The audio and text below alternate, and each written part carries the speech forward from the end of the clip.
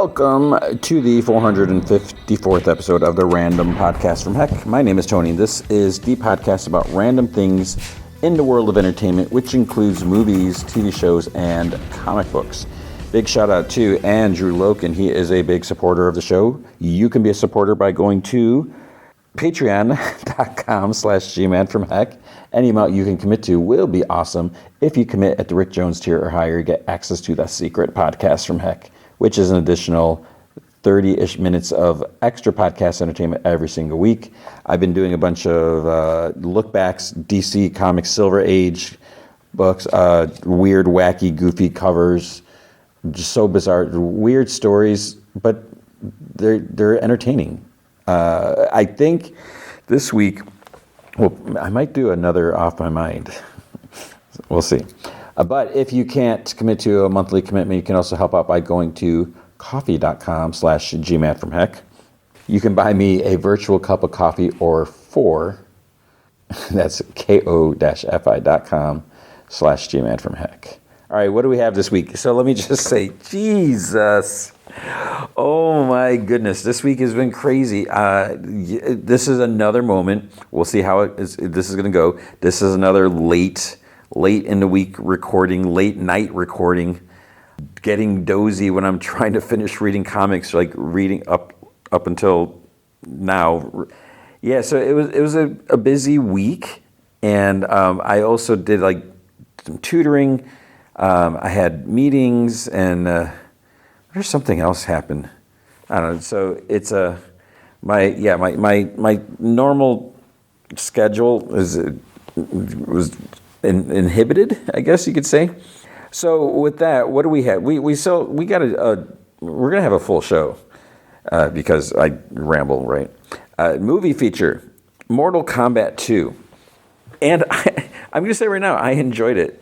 When I was looking, I was like, man, what's coming out this week? It's Mortal Kombat 2, and I was like, wait, did I even watch Mortal Kombat 1? What was Mortal Kombat 1? I know I talked about this. I'm pretty sure I talked about this.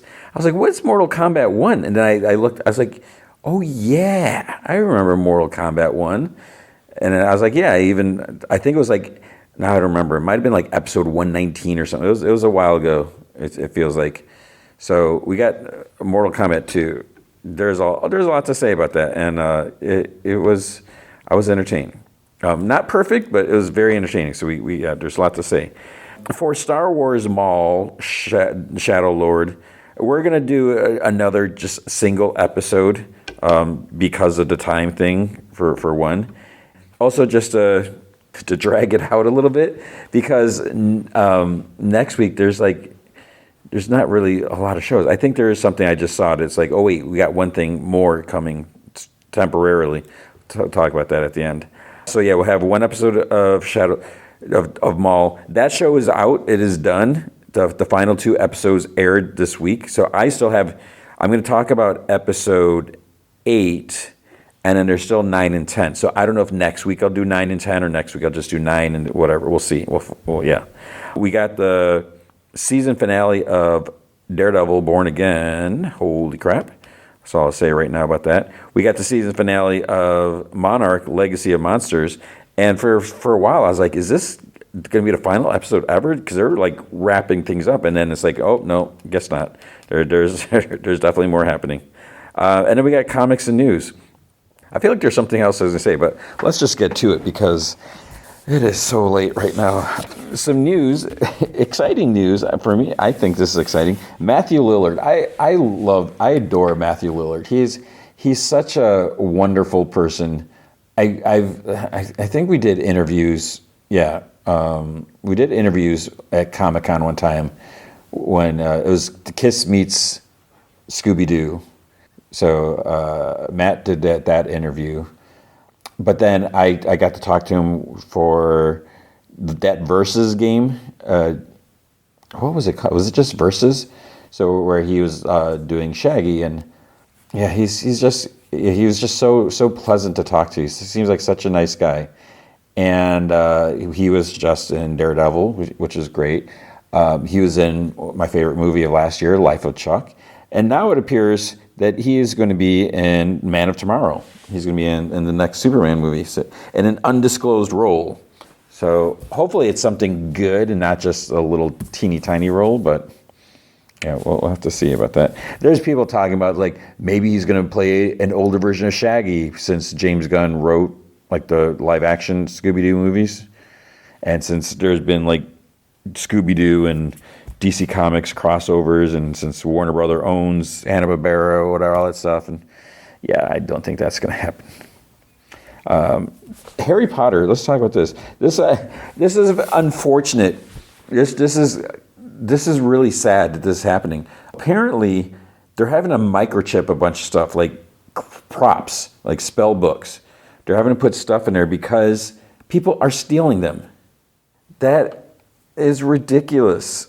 I mean, the show's, it's been renewed for a second season. So it's like, dude, they're going to need these props.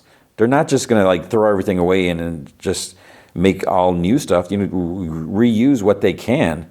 Because I'm assuming there's not going to be like maybe they'll take a break in between filming or whatever. But if they're trying to do, they're going to want to try to go as fast as possible without going extreme. Because you want to film stuff with the kids before they like have growth spurts overnight or whatever.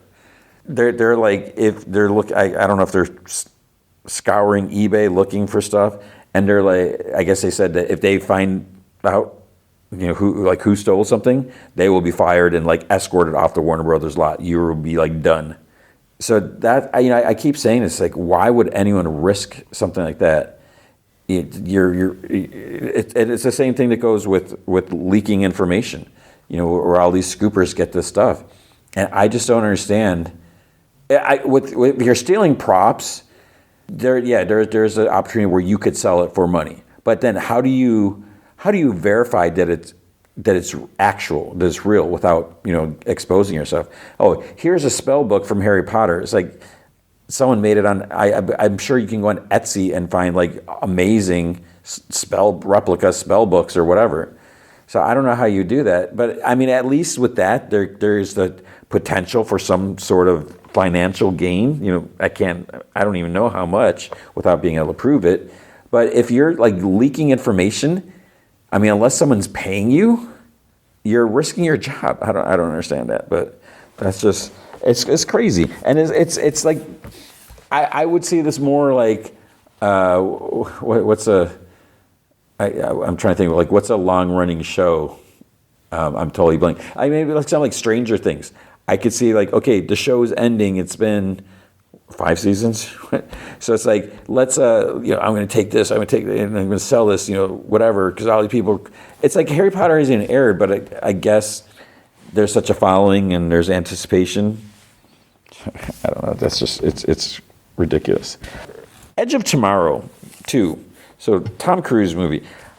I'm seeing different things. I saw one like report that things aren't looking too good for this. That it's not in active development, and apparently it's not dead, but it's not really alive. But then I saw another place, morning spoilers, where it said that it looks like it's going to have a production like possibly late 2026. So I'm not sure what the first one, maybe there was, I didn't read all the information, because I don't know if these are the same report, because I think the first one there was like several, I think a bunch of people were talked about it. I don't know. I haven't read them all. So maybe it's happening. I don't know which the most recent thing. But what I do know is apparently the Batmobile is going to be driving through snow in The Batman 2. Matt Reeves posted the little thing. He's like, snow tires or something like that. So looks like it's going to be wintertime. I don't think it's like Mr. Freeze is coming to town. Who is it? Going to be Two-Face, and I don't even know who else is there. Who are you going to call? I can't believe I said that. There's apparently, you're going to calling Netflix, because it looks like there's going to be a Ghostbusters animated movie, or animated series. See, it's late. Yeah. Let's come on, get it together, Tony. Ghostbusters animated series on Netflix, and I think Dan Aykroyd is like producing or something involved with it. So okay, I don't know how I feel. That's gonna be tricky because I'm thinking right now. Will I watch a Ghostbusters animated show? Maybe. And the part of the problem is being on Netflix. It means everything is going to drop at once. So, yeah. I mean, I could try to check it out. No guarantees. I don't know about that. Oh my goodness! I feel like I should end with this. There's a new Evil Dead Burn trailer. Somehow I missed it. I literally just watched it right before recording, and it's a green band trailer. So, in case you're not aware, there are what they refer to as red band and green band trailers. I don't know if that's still an actual thing or if it's just a callback to how things used to be. It used to be back in the day when movies were on film, because I'm assuming everything's all digital now, right? You get your key that you get something, I don't know what this is. You get a key that you have to unlock, you have to ingest it, whatever, you have to download it to the thing. Some weird process. It's not like here's a flash drive with the movie, stick it in, or here's a DVD, something else. But back in the day, movies were on film, and the trailers were on these little films, and they're about the size of a CD, just a little roll of film, and they were wrapped in a piece of cardboard around it, and it was either red or green. Most movies, when you go to, actually, it must still be a thing, because when you go watch your movies, when you see the trailers, at the beginning, it's usually green, and it'll say this trailer is approved for all audiences or whatever.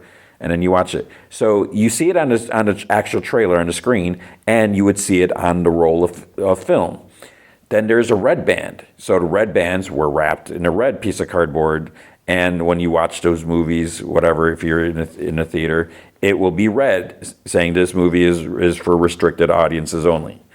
So the red ones mean it's basically R-rated. You're not going to see this. The kids should not be watching that trailer. I guess the Evil Dead Burn trailer we saw before, that weird one where people are getting slammed in this room, this apartment, whatever, and this lady's crawling on it. I still don't. I need to see it again, but part of me doesn't want to watch that trailer again because I don't like watching too much before a movie. I'm watching enough so I can talk about it here, but I don't want to be spoiled. And part of me is like, it's kind of freaky. I don't know if I want to watch it again. I'll wait till the theater. But watching this new trailer, and this is a green band trailer. Holy crap, they show a lot. And there's people, there's someone gets pushed back on a bunch of knives and forks, and there's stuff happening in this green band trailer, and there's a lot of it's setting up the mood where it's kind of tense and uncomfortable, and that's going to be out in July. Holy cow, man! I'm looking forward to that movie, and I'm just I don't know about that, but we'll see. Dave Filoni has said that he's working on the visual effects for Ahsoka season 2. So he's like, it's coming. They've come a long way. They're making progress. So that is good to know. And then this is short and sweet. Apparently, I missed this too. I just saw this. Silo 3. And this is a weird thing. Apple is so weird the way they handle their production. For the longest time, I would see on Reddit, it's what's going on with Silo Season 3? There's been no talk. There's no advertising. There's no promotion or anything like that. And that's the weird thing that I think about some of these shows is you never hear anything about it. And now, all of a sudden, guess what? Silo Season 3 is coming out in July, July 3rd this year. And there's been nothing. There's not been any reports, filming has completed with this or that or whatever. And they must have some good secret security or whatever, because, yeah, that's kind of crazy. There's a teaser trailer that came out, and it's kind of crazy. It's basically before you can see how it all ends, you have to see how it all began. And so that's because you see throughout the trailer, you see people kind of walking backwards, kind of it's rewinding things as we're going back. And there's without giving too much away, if you haven't watched Silo season 1 or 2, you're crazy. Sorry. But there's a shot of like the outside of the silo, and then boop, it flashes to it's green and lush and like before whatever happened. I'm so excited to know what's going on. And I mentioned during the show that I think I have the first 2 audiobooks on Audible, and the first season the way first season ends, it's like maybe 3/4 of the way to first book. So as I was listening to the book, all of a sudden it's like, wait, this is going past season 1, and I'm like, should I still be listening to this? Because it's like spoilers for season 2. And then I got to the point where I'm like, I need to stop this, and I did. And then season 2 picks up, and I don't remember if I ever finished book 1. I should check that out. So yeah, there's a bunch of books, but I must have. Yeah, I did listen, because there's this. The books are different, because there's this huge like revolution and like stuff happening, and I think like some people died that didn't die, and it's like whatever. So it's very very. I think that's cool when things are like that. So it's almost like you can experience 2 different versions at the same time. I feel like it should be true to the original source. So I don't know, but yeah, we have that. And that is it. This show will be true to the original. I don't know, whatever. That's going to be the news for the week. With comic books, it didn't look like there's a lot of whatever. What I was going to say, should I refer? How do we refer to Image Comics? And I always wonder, is it independent comics? It is, but it's not, because we got the big 2, but whatever. So non-Marvel DC books, I like to start off with the other stuff. And Speed Racer number 8 came out. So Speed Racer, this was there's so many callbacks in this, or not so many, but there's a lot going on here. And it's kind of neat reading this issue right after having rewatched the Speed Racer movie, which I love, which I talked about last week. At one point, there's this.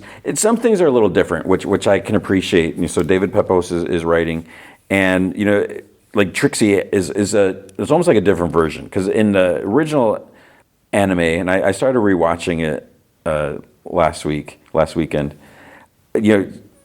Trixie is basically just like the girlfriend. She's a supporting. She helps out Speed from time to time, but not a really big role. Here in the comic, she's like his boss, basically. He's a driver for her corporation type of thing, and it's like at a point where it's like they had a kiss, and it's like she's like, I'm your boss, you're my driver. I don't know if we should be doing stuff like that and everything. And so there's like this big gala, and Speed's like I don't want to say too much, but he's not used to it, like the change of scenes, because he's like, I was just a street racer not too long ago. But then where things, the callback goes on, is the Mammoth car shows up, and Cruncher Block, who are both in the movie. And what's neat about the Mammoth car that they use here, it's more like the Mammoth car that we get in the movie. And I don't think they call it the Mammoth car in the movie, even though I just watched it, I should know that. But if you watch the anime, man, that Mammoth car, it is like a mammoth train. It is not a car. And this was like in a race. It was crazy how long it was. But here it's a little more reasonable, just like it was in the movie. So yeah, there's cool things. So I appreciate that, we had the Mammoth car and Cruncher Block here. So that was cool. So yeah, that was Speeder. At Image, I didn't read anything at Image. There was a Geiger, or not Geiger, but Ghost Machine, like not black. What am I talking about? Ghost Machine guidebook. And so at the end of the issues, if you've been reading any of Jeff Johns books, there's these like the encyclopedia pages, almost like Marvel Handbook or whatever, Handbook of the Marvel Universe. So you get all that, and I have to say, man, I'm so impressed with when Jeff Johns writes these, because he did the same thing when he was just doing the recent Justice Society, where the Lost Kids, I forget what it was called, but there's all these kid characters, all these characters were like lost in time. And he's writing all these stories or like these biographies and backgrounds. And as I'm reading all that, I'm like, whoa, what? Then I was like, wait a minute, these new characters? I was like, is he making all this stuff up, or is this actual like history? And I'm like, what comics did all this happen? There's so much here, and it's so detailed. And so he does that in these Ghost Machine comics, and so there's a collected version which has them all. So that's kind of neat that you can just have that, and since it's like through every single issue, and now it's all collected. So that came out. I didn't read this. I was going to. I have If Destruction Be Our Lot. I'm not really sure. Honestly, I don't know what this is about, but. When I saw it, I was like, this kind of looks interesting. And there's Abraham Lincoln. It's something with him. So I need to check this out. This is by Andy McDonald. No, Andy McDonald does the art. Matthew. Oh, this is why I want to read. It's by Matthew and Mark Rosenberg. Matthew and Mark Elijah Rosenberg. Francisco, this is like weird font on this. Francisco Segala does the colors. I don't know what it is about, but anything Matthew Rosenberg, I got to check it out. So, yeah, I should have read that, but I didn't. So if I'll try to remember to talk about that next week. Let's go to Marvel. Let's see.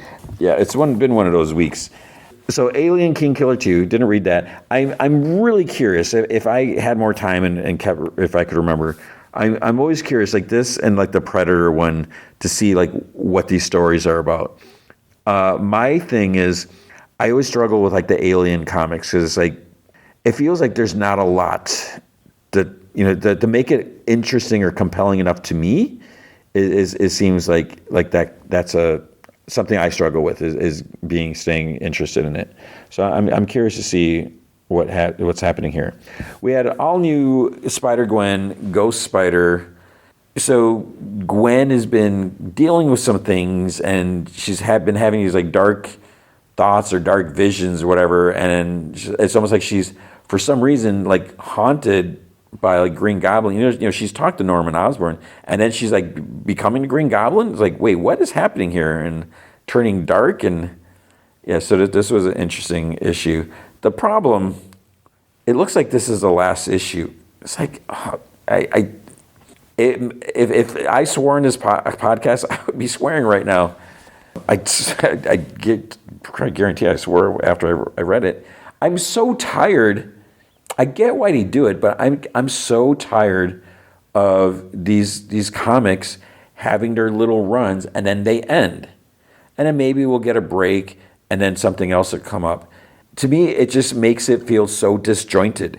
Like the last Ghost Spider, I ended up like not reading some of it because she was like multi-dimensional. I was like, I don't know what was going on. So I guess maybe for that it's better. But if it was a regular ongoing series, if that was like issue 56 or 120 or whatever, I probably would be reading. I'd be forcing myself to read it because I really like the Spider-Gwen character.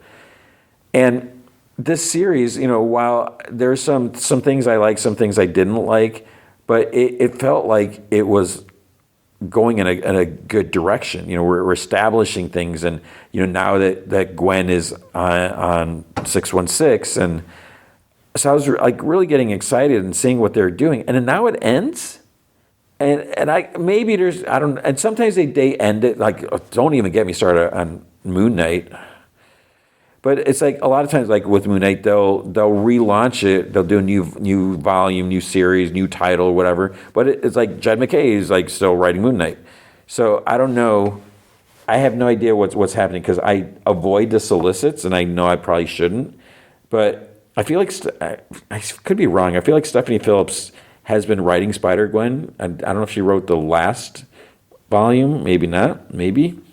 And if there's more Spider-Gwen, maybe she'll still be writing it. I would like that because I've enjoyed this. But it's just, I don't know. But I get that, they want to do it so then they can say, hey, here's a new number one collector's item. And I don't even know if anyone falls for that anymore. Maybe. But I just want the continuity and the longevity, but it's like we don't get that. Spider-Man, Amazing Spider-Man 28 or Legacy number, I'm trying to look at this, 992. Oh, we're going to get a giant-sized Spider-Man comic soon. I don't know if it's going to be in 8 months or if they're going to double things up. This one, so the Torment stuff is over, thank goodness. It's like picking up loose ends and wrapping things up. The thing that just bothered me here is like what happened at, Peter has to deal with like repercussions at work. So he was out in space. He got punched across the universe or whatever. I still don't understand. I feel like I missed something. Like, how did it happen that he ends up in space with some alien dude that's training him, and then Rocket Raccoon's there? That sounded weird. Rocket Raccoon, I don't know what I just said. And so he was not on Earth. So to help things out, Norman Osborn's like, well, I'll be Spider-Man. So people, there needs to be a Spider-Man. And then Ben Reilly's like, well, I'll be Peter Parker. And I don't feel like they necessarily, discussed this, like this was a plan. They just both decided to do this. Because I don't think Norman and Ben talked. And have they talked recently? Because I feel like Ben would be a little not too happy with Norman. So Ben was like going to Peter's work and doing his stuff, entering code and stuff like that. But then it's like he realized, oh, I'm doing some cool things here. Peter is doing cool things. I'm doing cool things. But now whatever I do here, I'm not going to get the credit for it. He is. So I'm going to sabotage things. And it caused like his friend, basically his Peter's childhood friend, his coworker, to get injured, and serious stuff is happening. And what bothers me about that is I hate the fact that they had Ben Reilly do that. I don't care how messed up you want to make Ben, you want to do all this stuff, whatever. It's stupid because Ben Reilly is Peter Parker. They are the same person. Yes, Ben has gone through like a bunch of crap, the whole stupid dying and being resurrected and dying. I don't even understand that. But he is still Peter Parker, and Peter Parker goes through horrible things and he overcomes it. So why is Ben Reilly such an ass? Chasm. And thank God he's not calling himself Chasm currently. It's just so stupid. It just ticks me off, man. I just don't understand. And so now, like, Peter's kind of in trouble because they're like, well, it's pretty clear that this code was written by someone else, or like, so unless you have like a split personality or, someone else hacked in using your security credentials. And so, yeah, it's just, and then the other interesting thing, well, there's some carryover with the alien stuff with and this is the other thing that bothers me. So some people came back to Earth with Peter, some of the alien stuff. You know who it is. They've been staying at the Baxter building because they got sick. There's some earthbound things that they were inoculated, whatever. And so, they're in quarantine type of thing. And then now they're clear. And Peter goes there. He's like, "Oh, I got to take care of this other thing to wrap up a story from another previous story arc, which is interesting. I almost forgot about that." And he's like, "Just go to my apartment. I'll meet you there later." It's like, wait, they have no idea about discretion, about your secret identity. So you're just gonna have them go? Like, here's this alien woman, and here's this alien costume, and then this little symbiote thing, and you're just gonna walk down the hall, enter your apartment, whatever. It doesn't make any sense. Yeah, we got all that. Oh my God, there was Astonishing Miles Morales Spider-Man: The Art of Thwip. It's like, okay, that's a stupid title. This comic pissed me off. Why can we not get a good Miles Morales series? And I don't know if this is just a one shot. The Art of Thwip. Like, what is that? Who came up with that? So we got Miles Morales, and it starts off. There's these two villains, and the way they're talking, it feels so forced. It's like, oh, here's some street thugs or whatever, and they're planning a heist and trying to get the reputation and blah. It's just, maybe I'm out of it. This is how people actually talk, but it felt so stereotypical. It felt so forced. I don't know. And then it just, I did not enjoy it. So Miles Morales has to stop these two people, and it makes me want to never read another Miles Morales comic, because they, in my opinion, if you love it, thank goodness someone does. And I'm happy for you. And I have no sarcasm. But I can't remember the last Miles Morales comic that I've really enjoyed. And it's like it can't capture that charm, that feeling it had. And it's just, I don't know why I keep reading them. I don't know. I don't know what the problem is, what the answer is. Captain Marvel, Dark Past, #2. I'm digging this. So this is by Paul Jenkins. He's writing this. The art, we had some good art. Lucas Wernick. Carol's like trying to find out about her past. She's got some missing memories, and part of it is the stuff with Rogue and everything. There's stuff going on like with her dad and her past, and she's like getting glimpses, and she's like, wait, what is happening here? And she's like uncovering some stuff, and she's kind of confused. She's like, what does this mean? So she actually goes to New Orleans, whatever, to talk to Rogue, and Emma agrees to go there too, to try to, and Rogue is like super, she's like, I don't really want to go down, open this door again or whatever, because it's hard for her, but Carol, she needs to find out like what's going on. And so there's some interesting, I don't know, for some reason it's like I'm really really fascinated with that, and that makes me happy, because I mean, the Kelly Thompson, Carol Danvers, Ms. Marvel, that stuff was great. Captain Marvel, not Ms. Marvel. I love that, and that she wrote that. It felt like forever. And this stuff, so what we've had after that, there's been some good stuff, some like okay stuff, and it's like getting me excited again. So I'm excited for that. Civil War Unmasked. I was like, what is going on here? I had no idea about this. So it's like, oh, Christos Gage. Okay, so that's cool. Basically, it's like I'm confused why we're doing this now. But so you look at, I'm like, is this else? What is happening? Is this like a what if? Is something going to change everything? It talks about like the synopsis page or the credits page. It talks about Civil War, but then it's like, these are the stories that happened in between. I'm like, is it like the anniversary of Civil War? Why do we have this? And I started reading this, and it's like, okay, we got Iron Man going around trying to get people on his side. He's like talking to mutants, and they're like, well, I don't know, because there's only 186 of us.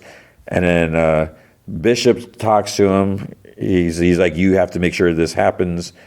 And then there's Nimrod. It's like, and I was like, I can't read this anymore, because I was running out of time, and I just couldn't focus. I couldn't stick it out, but I feel like I need to go back and try again.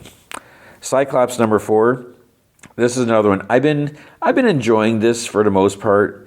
I don't really like the fact that Cyclops doesn't have his visors or sunglasses, so he has to be blindfolded, because he can't control his optic blast.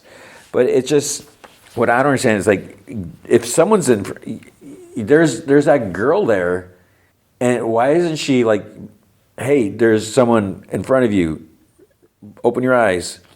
I don't know. But the main problem I have is, for 4 issues in, it's all about the Reavers, and I don't care about the Reavers and Donald Pierce. Yeah, it's not exciting for me.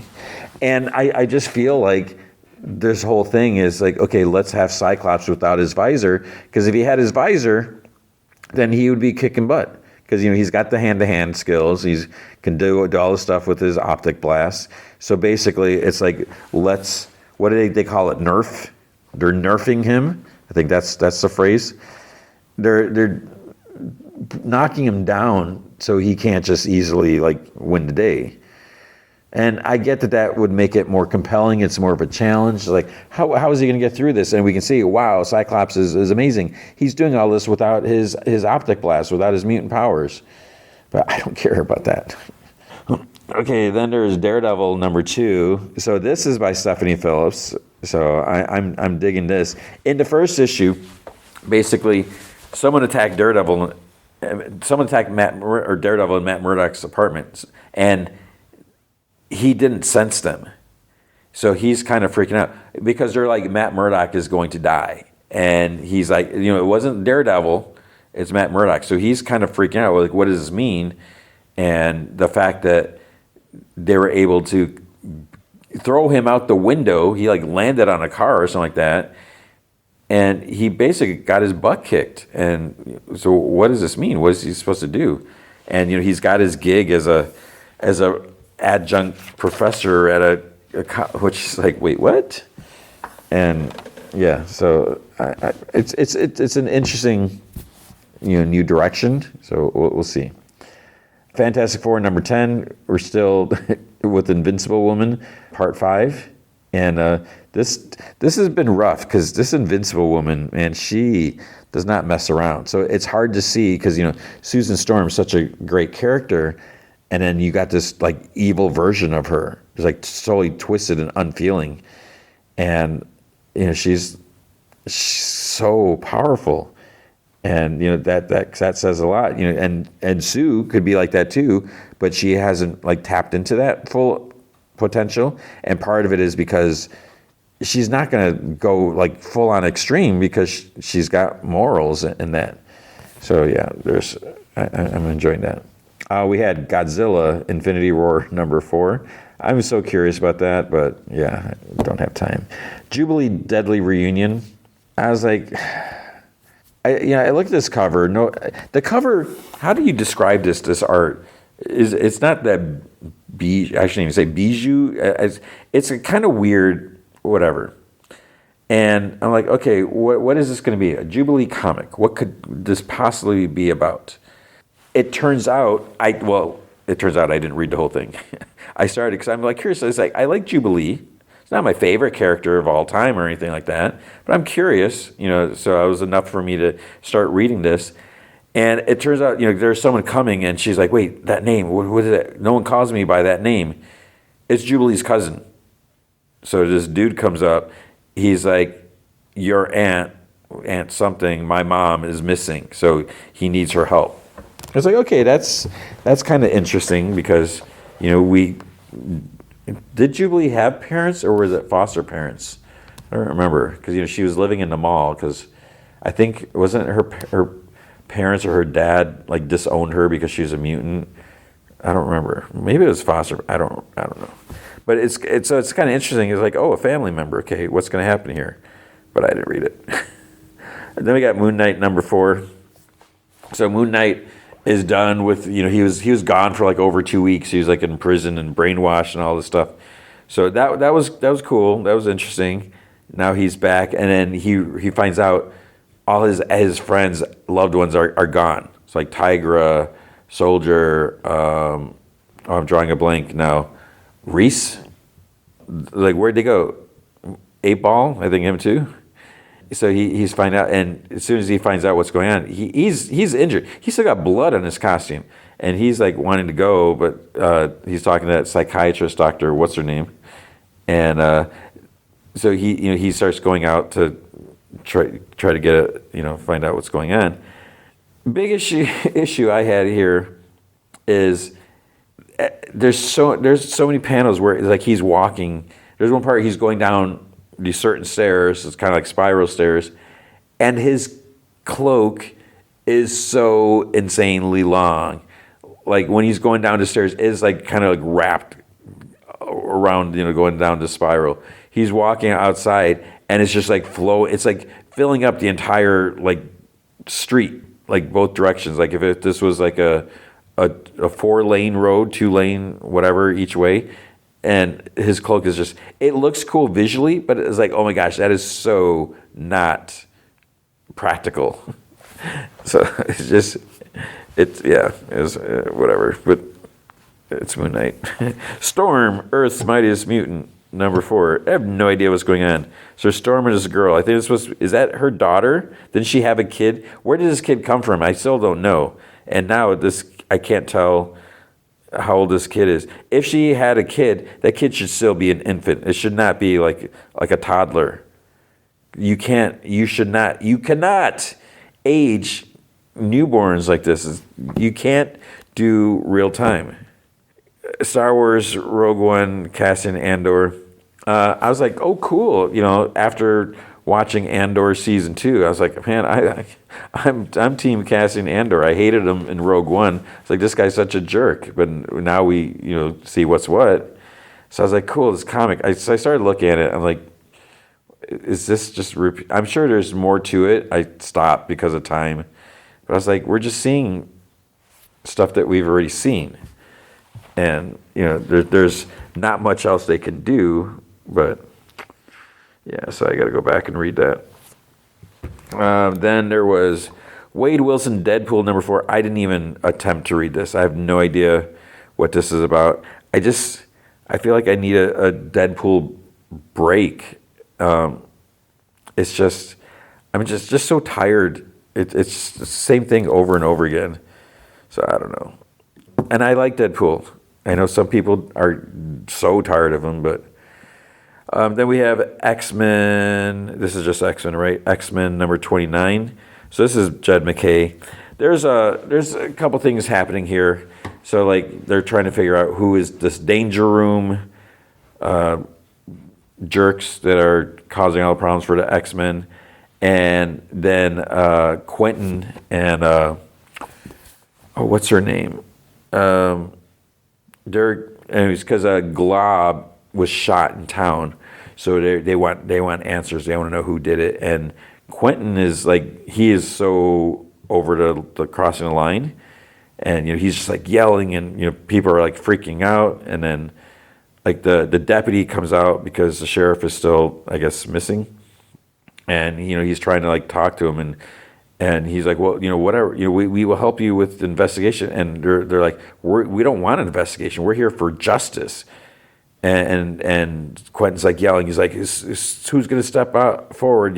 Who knows about the shooter? He's like, we can do this easy way, or do I have to, do it my way? Which means like probing everyone's mind and stuff. So it's, I can't stand Quentin. This is going to be bad for the X-Men, because he is going rogue or whatever, and he's going off script. I guess that's what I was kind of looking for. And Cyclops is there, and Magneto is trying to tell him like, dude, you can't do this, and he's like, screw you, old man. He's like, you used to do stuff like this, and now look at you, you're pathetic. And yeah, so it's just it's not going to go well, because now people are going to be like, we don't want you living around here because you guys are a bunch of jerks. At DC, I did not read, I read like nothing at DC. I read one book. We got Batman number 9. So this is a Matt Fraction book. Ryan Sook did the art in this issue. And this sets up what's going to happen with Barbara, and it's kind of neat. I still, as much as I hate what's happening in Gotham City, Matt Fraction can keep me like interested, and he's like, we got to deal with all this stuff, because with stupid Vandal Savage being the commissioner, he's got his agenda and everything. So yeah, I enjoyed this, and some crazy things happen here. So it's like, why do we have to do this? I don't like this, that you're doing this. So it's like, what's going to happen next? So I did like the issue, and I know I just said I didn't like that. I don't like what happened, but we're not always supposed to like that, because I mean that just means we care. So the other stuff that came out, it wasn't a huge number of books, but I just didn't read any of these. There's Ultimate Superman number 19. I'm not reading that. Ultimate Green Lantern. I can't see what number that is. JSA number 19. I feel I was so into Jeff Johns' JSA, and then I love Jeff Lemire's writing. I couldn't get into the beginning, and then I just fell behind. So, yeah, I don't know what's happening here. Batgirl number 19. Not sure. I kind of don't want to read this now, because there was like several issues where I just couldn't get into it, and maybe it's better. I don't know. Then there's Batman Static Beyond number 6. I missed out when that first started. We have Adventures of Superman Book of L. I don't know what this comic is. Maybe I need to go back. I think I assumed that this was just like some like out of continuity book. Like, people were like Superman. We just had a movie. Let's do another, whatever book. So I don't even know, since this is still going on. This is whatever. What I say it was, or did I? I guess I didn't say what issue it was, because it's. I thought it wouldn't be in continuity, but it could be, for all I know. But maybe it's not. I don't know. Poison Ivy 44. So I'm wondering if there's stuff about Ivy being the president now, or not president, the mayor of Gotham. And that's the thing. It's like, how did that happen? I don't know if it happened in pages of Poison Ivy. I totally missed it because I'm not reading it. So that's another reason why I should be reading. And then if I had a little more time or whatever, I maybe would have read this. There's Tales of the Green Lantern Corps. So with that, it's like, I don't know if I've been struggling with the Green Lantern Corps books, and I just haven't been struggling by. I'm not reading them. I'm just haven't really been enjoying what's going. I'm so glad that they have, they're not with the stupid United Nation of Planets that looks like O is back, Oa, but I've been having a hard time just getting into it. So I haven't been reading it. And when I saw Green Lantern Corps or whatever, Guy Gardner, I'm going to read that. Can't stand Guy Gardner. But this was written by Jerry Duggan. So it's like, and Matteo Loli does the art. So I should probably read that. But I did not read that. And then the last thing that came out, DC X Sonic the Hedgehog Metal something. I didn't read that. So the only thing I read was Batman. And part of it's kind of hard when I'm trying to read everything the day I'm recording, because that's how DC wants it. So that is it. That's all I read. If there's, let me put this out there. If there's like some book that I'm not reading, besides Transformers, that I should be reading. And what I say about Transformers, I know Transformers is supposed to be really good. I just feel like at this point I'm so far behind. And maybe I could try to keep up with it, or just jump in, because I do that sometimes. It's like I can't go back and read everything that I missed. So it's like, okay, suck it up and just jump in and try to figure out what's going on. But if there's something that I should be reading that I'm not, please let me know somewhere, somehow. And, because if you want to hear about something, I want to give you what you want. Tell me what you want, what you really, really want. But that's going to be the comics for the week. All right, then Monarch, Legacy of Monsters, season finale, season 2, episode 10, Where We Belong. So as I mentioned in the beginning, this was kind of weird because it kind of felt like, is this it? It can't be it because there's so much to do still. But it just felt like it was like nice, neatly wrapping things up. And it did, but there's still like some major things that, we're left to deal with. So that's cool. So this one, there's so much happening. It starts off on Skull Island. Shaw's like, he tries radioing Tim. He says that, they found Billy's rift. He wonders if there's, interference from the rift because he can't get through. He asks Kay what she thinks, but she's really like lost in thought, and she barely is like, yeah, it must be. And he's like, Kay? He's like, you all right? And she's like, I actually believed that Billy abandoned Hiroshi, but he was just trying to put our family back together. And Shaw's like, well, that's because that's who he was. And he also may have solved our problems, for us. His crazy anthill theory was right all along. And he always said that all these rifts were connected somehow. Well, now we know. And she's like, Grand Central Station. Shaw's like, yeah. She's like, this must be where Titan X goes back to Axis Mundi. He's like, yeah, we got the rift. We got the right rift. Thank you, Billy, but we just need to figure out a way to get her here. And then suddenly there's some rumbling. And he tells Kay, he's like, we got to go. So they start running. And then there's a bunch of these like spiky, like rolling creatures coming their way down this path.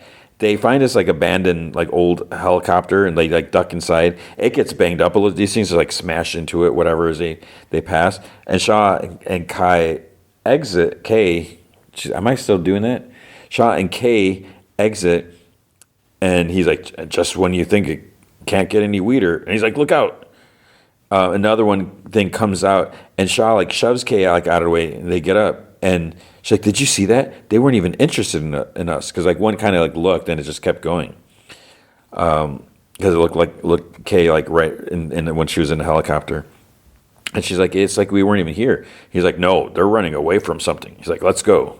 Then the camera pans out, and we see like there's a bunch of like big giant flying critters. They're not just birds. I don't know what they're. What pterodactyls maybe, I don't know. And we see Kong jumping about. Kentaro, he's like, Kong and Titan X are expendable if it means I can save Dad.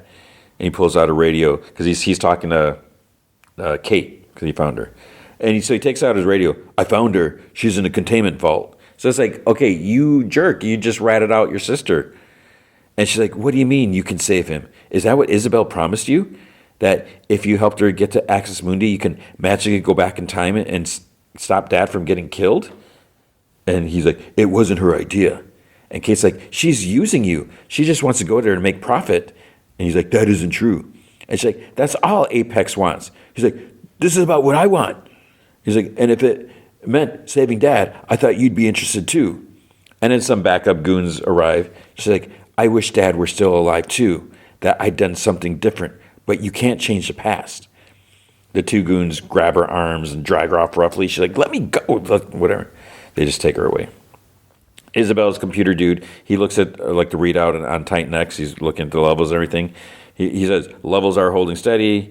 And Isabel's like, good. It's like, don't exceed where Brenda took it. We need to keep everything stable until Kong shows up. And the dude's like, well, it won't be long now, with how loud they're playing that stuff on the helicopter, the sounds or whatever. So the two goons, they shove Kate in like this storage closet, and they like push her down on the floor. She starts like banging on the door, let me out. And then she notices the lights start flickering. Shaw and Kay continue. They hear some screeching. They hear a helicopter. They're like confused. They're like, what is that? And then past the clearing, they see the helicopter, and Shaw's like, that's the same one they used to snatch that Titan egg with. And then he realizes that that's where the creature's call is coming from, so it's the noise from the speakers. Kay says that she doesn't know what that call is, but it's likely to attract Kong. And he says that if that last bearing they got off the Titan tracker, that it's heading right towards Titan X. Because obviously they're trying to get Kong to go to Titan X. May says Tim that she's worried about Kate and Kentaro. So she's like, how much further is this place? The old Monarch base. He says shouldn't be more than a couple clicks. That scaredy soldier dude who wanted to go back, he's like, why did Monarch abandon it? And Tim says that there was an incident in the 90s that involved some skull crawlers and their attraction to the smell of sunscreen. And then the dude stops him. He puts up his, holds up his fist. He asks if Monarch has any other personnel on the island. And Tim's like, at the moment, it's just us. And, May gets an idea. So his Jeep is driving down a path. And they're like, Isabel wants us back at the base. And this one annoying dude, he's like complaining. He's like, "How come we're not going any faster?" And he talks about like how much Kong weighs and the possibility of getting stepped on by something that weighs 90,000 tons. He's like, but then they have to like slam on their brakes because May, she like walks out in the path and like waves him down, and she's so lucky they didn't hit her. She's like, she acts hysterically, and she's like, "There's a giant monkey on a rampage, and you are all so screwed." And then Tim and soldiers come out with guns and tell him, "Hands, hands, hands." Once they get their their guns and stuff, Tim's like, "All right, you work for Isabel Simmons, right?" And that stupid, like annoying guy, he's like, "I'm just a geology PhD with $100,000 in student debt, and Isabel's not paying me enough to take bullets for her." He's like, "What do you want?" And Tim's like, "Well, we're gonna take your ride." So they're going to steal their Jeep, make them walk. Shaw tries radio again. He says that they're probably okay.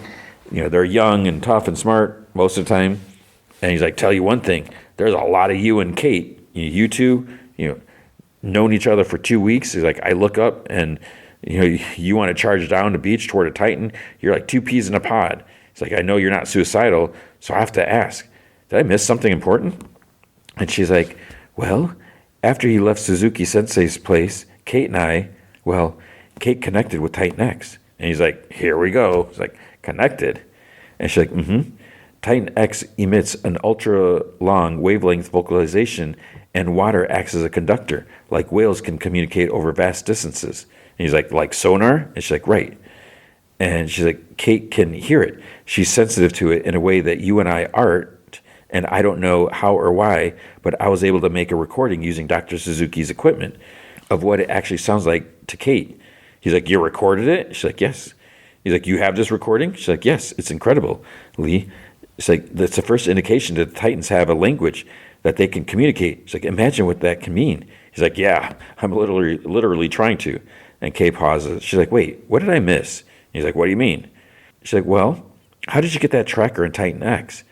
He's like, "Okay, when Suzuki and I were trying to locate Godzilla with his new device, he inadvertently kind of created this like quantum telephone, and it connected me to myself in the past when I was in Axis Mundi." So there's like some flashbacks and everything. And so it was like weird.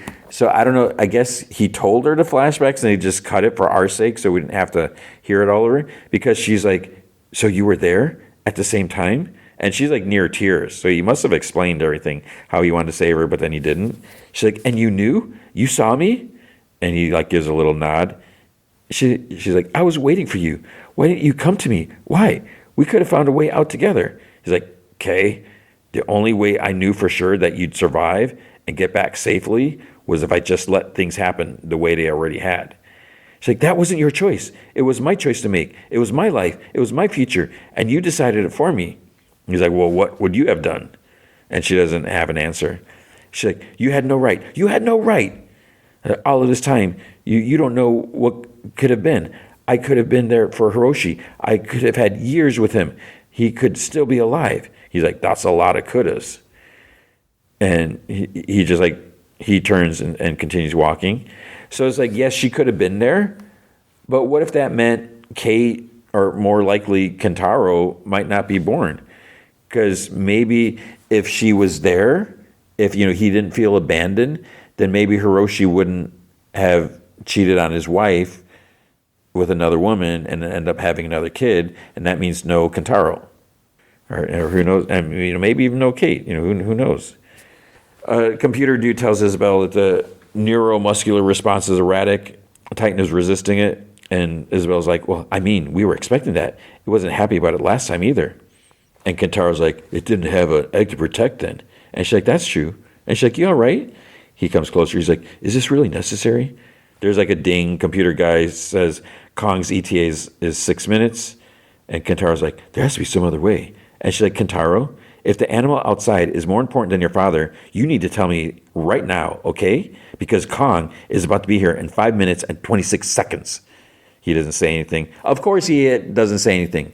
He does this all the time where someone talks to him. She did it to him. Kate does it to him. Talks to him, asks him a question. He doesn't say anything. It's like, dude, speak your mind. Don't be such a baby. Kate looks around like this whatever storage closet she's in. I mean, there's like a desk in there. There's like all this stuff. She moves. There's like some seemingly empty like stacked boxes. She just like tosses them aside, and there's like this big vent behind them. It's like this real like a big vent. So she's gonna be able to fit in there. So she goes to the desk. She starts like tearing things, moving, trying to find something. She finds this big paper clip. It seems like all she has to do is give the bolt like an effortless half turn, and that's enough. She just goes, that's it, that's it, that's it. But it's like, how long has that vent been there? Because the screws, they, whether it's rust or whatever, expansion, condensation, it's like they stick. And she's just like doing it with a paperclip. But then, as if to answer, my complaints or whatever, the final one is tough. Of course, the last one is she starts like that. The paperclip slips, and she gets this pretty kind of nasty like cut on her hand or finger or something like that. So she can't get that last screw. May is still in Jeep with Tim and the soldier boy. She tries calling Shaw, Dr. Randa. She says, she's like, I just had them. She's like, this island. And Tim says that if they're headed east, then they should be right about here. And he's like, stop, stop, stop. And it's like perfect timing because Shaw and Kay just stepped out from some vegetation, like right in front of them. It's like, did they hear the Jeep coming? Because they walk out like they're oblivious. And if they didn't stop, they would have like gotten hit. So they all sign relief. Then May leans forward. She's like, you look like hell. And Shaw's like, good to see you too, May. And she smiles back. And he's like, where'd you guys get these? And Tim's like, well, it was abandoned at gunpoint. And Shaw nods like an approval. And he's like, we stole it from some dip spits that work for Isabel Simmons. He's like, Simmons as an Apex? And you're like, Kate and Kentaro are with them. And Kay's like, oh. And Tim's like, yeah. They set up camp at a decommissioned Monarch base at the end of this valley. But wait, there's more. They have the Titan. And Shaw's like, well, if you know where the Titan is, we got a rift, so let's go to work. And he's like, wait, whoa, what do you found a rift? Is it active? And Kay's like, it seems dormant, but we think Titan X's presence might activate it. He's like, yeah, but how do we get it there? She's like, Kate and I made a recording of the Titan song. If it's lost and confused, we think it may respond to the sound of its own kind, its own voice. And Tim's like, whoa, wait, I'm sorry, you have a recording of the Titans communicating? She's like, do you have any idea what this means? And she's like, yes. Shaw's like, gonna need that recording. And she's like, are you sure? She's like, you need to get to your grandkids. So she gives a little nod. She gives him the recording, whatever. And she's like, good luck. And he's like, you too. And then he takes, I guess there's two Jeeps. I thought there was one. I'm so confused because at first I thought there was two. Then I thought there's just one. Now I guess there's two. So he takes a Jeep. And, they got the other one. So Kate is looking through a cabinet. Then she's looking at shelves. She starts doing this like science experiment since, she was a science teacher. She puts like some, I thought it was like metal wool, but maybe it's not. It's like something, whatever. She like sticks it in a vent and she lights it. The flame goes on, and then she put it like right by the screw that she was struggling with. So now it turns. So I guess the heat, where she caused it to expand, or so, I don't know. So she's able to open it, and then there's a flashlight handy right there, so she can go through these vents with a flashlight. She starts crawling. Computer guy says Kong ETA is 1 minute. Isabel says to bring the power up slowly. Kate continues crawling. She reaches another vent. She peers through. She kicks it like easily. It's like it comes off like no problem. It makes a bunch of noise, but it doesn't matter. So now she's in this tunnel that she can like walk through like upright. And there's like no spider webs or anything like that. She finds this ladder. And there's a hatch. So she climbs out. She smiles. She looks around. She is like right next to Titan X. It like turns and looks at her, and she kind of accidentally bumps the hatch, and it closes. And there's like no handles or grips or anything from the outside, so she's stuck out there. She can't go back down the tunnel. Tim, Kay, May, and all them, they reach a point where they can see Titan X, like a little ways back. So they're like, oh, so there she is. Kate is still trying to open the hatch. She slowly stands, starts backing away very slowly. The others quickly spin around. They hear something. Kong is leaping his way through. He barely misses stepping on them. And then he walks up to Titan X. He's puffing out his chest. Kay's like, we're too late. And Tim's like no. It's like the base is built into the cliffside. So he's like, Kate and Kentaro will be safe. And they're like, what about us? And then the soldier boy's like, we got someone down there. So May grabs his binoculars. She's like, oh my God, it's Kate. So Kong kind of circles Titan X. Kay says, I gotta go. And Tim's like, where are you going? And May's like, no, if we get to that base, I can shut down the synaptic link. So Kay gets in a Jeep. She's like, I gotta go get Kate. So Tim tries like getting her to wait. And it's like, what? And he's not sure what to say. He's like, be careful. So Kay drives towards Titan X and Kate. Shaw's also driving. He sees the chopper, the big one. Kong beats his chest, roars. Titan X roars. Kate covers her ears. She starts running away. Kong is like punching left and right. Kate gets like thrown back by the impact, like a tentacle, hits the ground. A bunch of dirt goes flying. She ends up like sliding into this ditch, and she's almost kind of out of it because I guess there's a bit of it. Maybe she's got the wind knocked out of her. I don't know. Kentaro asks, like, what if Kong wins? And Isabel's like, she says, then we can't get anything done on this island if Kong wins. He's standing between a mother and her child, so I know who I'm betting on. And she asks computer guy, she's like, how much farther can he push it and stay within the limit? He's like, we're almost at the point where Brenda overloaded the system. And she's like, almost? He's like, I can give it another 5%. She's like, do it. This Titan X's head like twitches a bit, as the thing, starts zapping her. And then Titan X lunges at Kong. He gets like knocked back. Tim and the others like run to the base entrance. He takes his key card out. It works because it's he's got Monarch clearance, so it opens up. In the control room, a little alert goes off, and the computer guy's like, "It's a perimeter sensor." So then they see on the screen, they're like, "It's Monarch." Isabel starts panicking. She's like, "Oh my God, oh my God!" She's like, "They're going to think that this was Apex. They're going to assume that was Apex. That my father, he's not going to take the blame for us. Okay?" She's like, "He's going to throw you and me under the bus." She's like, "You don't know him." Kentaro's like, "We're not going to go around the world looking for another rift. It's like, this is it. This is a place." So stupid Kentaro, he rushes up to the console. He pushes a lever, Titan X a full blast. And it's like, that didn't go well when Brenda tried doing it. So Titan X roars, rushes at Kong. Tim tells the soldier guy to secure the perimeter and find Kentaro. They're going to go up to the command center, which is on the 4th floor. One of Isabel's guy comes around the corner, and Tim's like, "Hi there, don't move." The guy runs around the corner. Tim goes after him. He takes off his backpack. He runs. Bam! He like tackles the guy as he stands by the elevator because he's like pushing the button, like trying to get it to open so he can get away. And then he tells May, he's like, "I was a backup punter for the football team." And she's like, "Oh, yeah." And then they get in the elevator. Kate starts like waking up, and she can see like Kong and Titan X like right above her practically. Then a tentacle comes like slamming down, like almost hits her. And it's like kind of lucky she's in a ditch, or she would have been like hit. She starts climbing out, and she sees Kay like come like flies over this like bump or whatever in the Jeep. Tim comes out of the elevator with his gun out, yells for everyone like, "Step away from the consoles." People there are like freaking out and scared because they're not trained for that stuff. He's like, "I need you to shut down the synaptic link on that Titan immediately." And the computer guy's like, "You want us to step away from the consoles or shut down the link?" He's like, and Tim, I love that he said, he's like, "Okay, get up, ding dong, move." But I love that he call him a ding dong. May's like, "Where's Kentaro Randa?" And no one's like says anything. She's like, "Isabel Simmons?" So they're both headed somewhere else. The soldier dude, he finds them. He's like, "Easy now." He's like, "You're Kentaro Randa?" He's like, "I need you to both come with me." And he's like, "Don't worry." He says this to Isabel, Kentaro.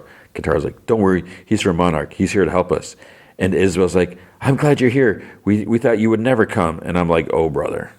And the dude's like, "Don't worry." And then she like slams him in the throat. So this is like, the first time it happens. Someone else gets their throat slammed. We'll find out later in the next show. So he goes down to his knees, and she kicks him in the face, and she like smiles at Kentaro, and he's like okay with this. It's like this dude, he's just doing his job, and yeah, is that really necessary? May goes to council. There's like a bunch of alerts, data overload, and she's like stressing out. She tells Tim, like, "It's happening again." He's like, "What?" She's like, "She can't." "What?" He's like, practically yelling at her. She's like, it's locked in a feedback loop and it's overloading the system. He's like, okay, so just turn it off. And she's like, Tim, it doesn't work that way. The computer dude's like, the Titan synaptic link is jammed at max capacity. It won't go back down. And May's like, I know. And Tim's like, I don't know. It's like, what the hell does that mean? May's like, it was never the code. They're not trying to control it. They're trying to enrage it. It's like, we need to unplug the Titan. And Tim's like, okay, how do we unplug a Titan? Kay is still speeding in a Jeep. She heads right for Titan X and Kong, and she manages to avoid like all the tentacles slamming down. It's a little far-fetched. It's kind of crazy. At one point, she does need to slam on the brakes after like Kong delivers like an uppercut that knocks Titan X down, and then she has to put it in reverse and drive backward, and she spins for whatever. Kate's like watching from the ditch, and Kate, she's like an amazing driver. It's like kind of crazy. And she even at one point she even drives like on two wheels because she kind of bumps a tentacle, so she's driving. What they do, like Dukes of Hazzard all the time or Fall Guy, and then Titan X like chops down on Kong's wrist and he like roars in pain, slams it like in the face with his other fist. Kay finally gets close enough to ditch. She gets out of the Jeep to give Kate a hand and pull her out, and then they head back to the Jeep. But then Kong, that was too loud. Kong accidentally steps on it and it just like obliterates the Jeep is gone. It's like smashed to smithereens. So they start running. They see the base, like the cliffside base. So they start running towards that. Titan X continues going at Kong because she's at max overload, so she's just like whatever, like all enraged. He's like pinned against the cliffside, but he keeps like punching. Kate and Kay continue running. Then a hangar door starts to open, and Tim and May are there for some reason. It's like, wait, they're on the fourth floor. How did they get down there so fast? Whatever. And then it's the hangars for where the egg was brought in. It's like right there. Titan X must be able to sense it because she like looks in that direction. The synaptic thing continues like buzzing in the control room. There's lots of sparks like going on, like things like overloading. Computer guy and others have to like jump back from their computers or laptops or whatever. And then it must have short circuited because Titan X goes after her egg, and Kong he says there like kind of catches his breath. The others inside have to like duck into the stairwell because to avoid tentacles like reaching into the hangar thing. And then it wraps around the egg. She like roars. Kong like looks at her. He climbs up like on a mountain to get like out of her way and maybe to like watch over her like intently. And May's like, her instincts are stronger than any computer code I could write. And it's like, she unplugged herself. And Kate's like, she can go home now. So they watch her leave, and Kay's like, except she's going the wrong way. The rift is that way. So someone says that, her brain is probably scrambled. May's like, so how are we going to get her to the rift now? Then they hear the big double chopper. Shaw's piloting it, and he sees them. So he lands like in front of the entrance in like the valley. They run to him, but then Kate stops. And she's like, I got to go find him. I have to try. And Kay like nods. So Kate runs back. And you would think maybe Tim would like have a better idea where they might be because he knows the layout of the base, like where whatever. But he says that they better hurry because Titan's not going to wait for them. Somehow Kate manages to find Kentaro like about to get in the other helicopter with Isabel, and she yells, she's like, "Kentaro, don't go!" He looks at Isabel almost like he needs like permission to like talk to her, and she's like, "We already lost it, Kate." She's like, "We already lost Dad. So I don't want to lose you too." And he's like, "Look, I know you tried to fix things, but now it's my turn." It's like, what are you going to do? You don't know anything. She's like, "Dad's gone. We saw him die." And Kentaro's like, "No, we saw a version of him die." And she's like, "Stop." She's putting ideas in your head. He's like, "Kate, Dad went to Axis Mundi." And she's like surprised by it. She's like, "When?" He's like, "The year we thought he disappeared. After G-Day, he went into a rift. Kate, he didn't abandon us. He was just trying to get back to us. Maybe there's a version of him that's still there that I can rescue." And she's like, "Why didn't he tell me?" Which I don't understand, because Kentaro's like, to protect us, to keep us safe, so that we wouldn't follow him. He's like, "You can come, And she's like, "I don't, it's impossible." And Kentaro's like, "So was saving you until we did it. And he like turns and heads to the chopper. And she's like, Kentaro.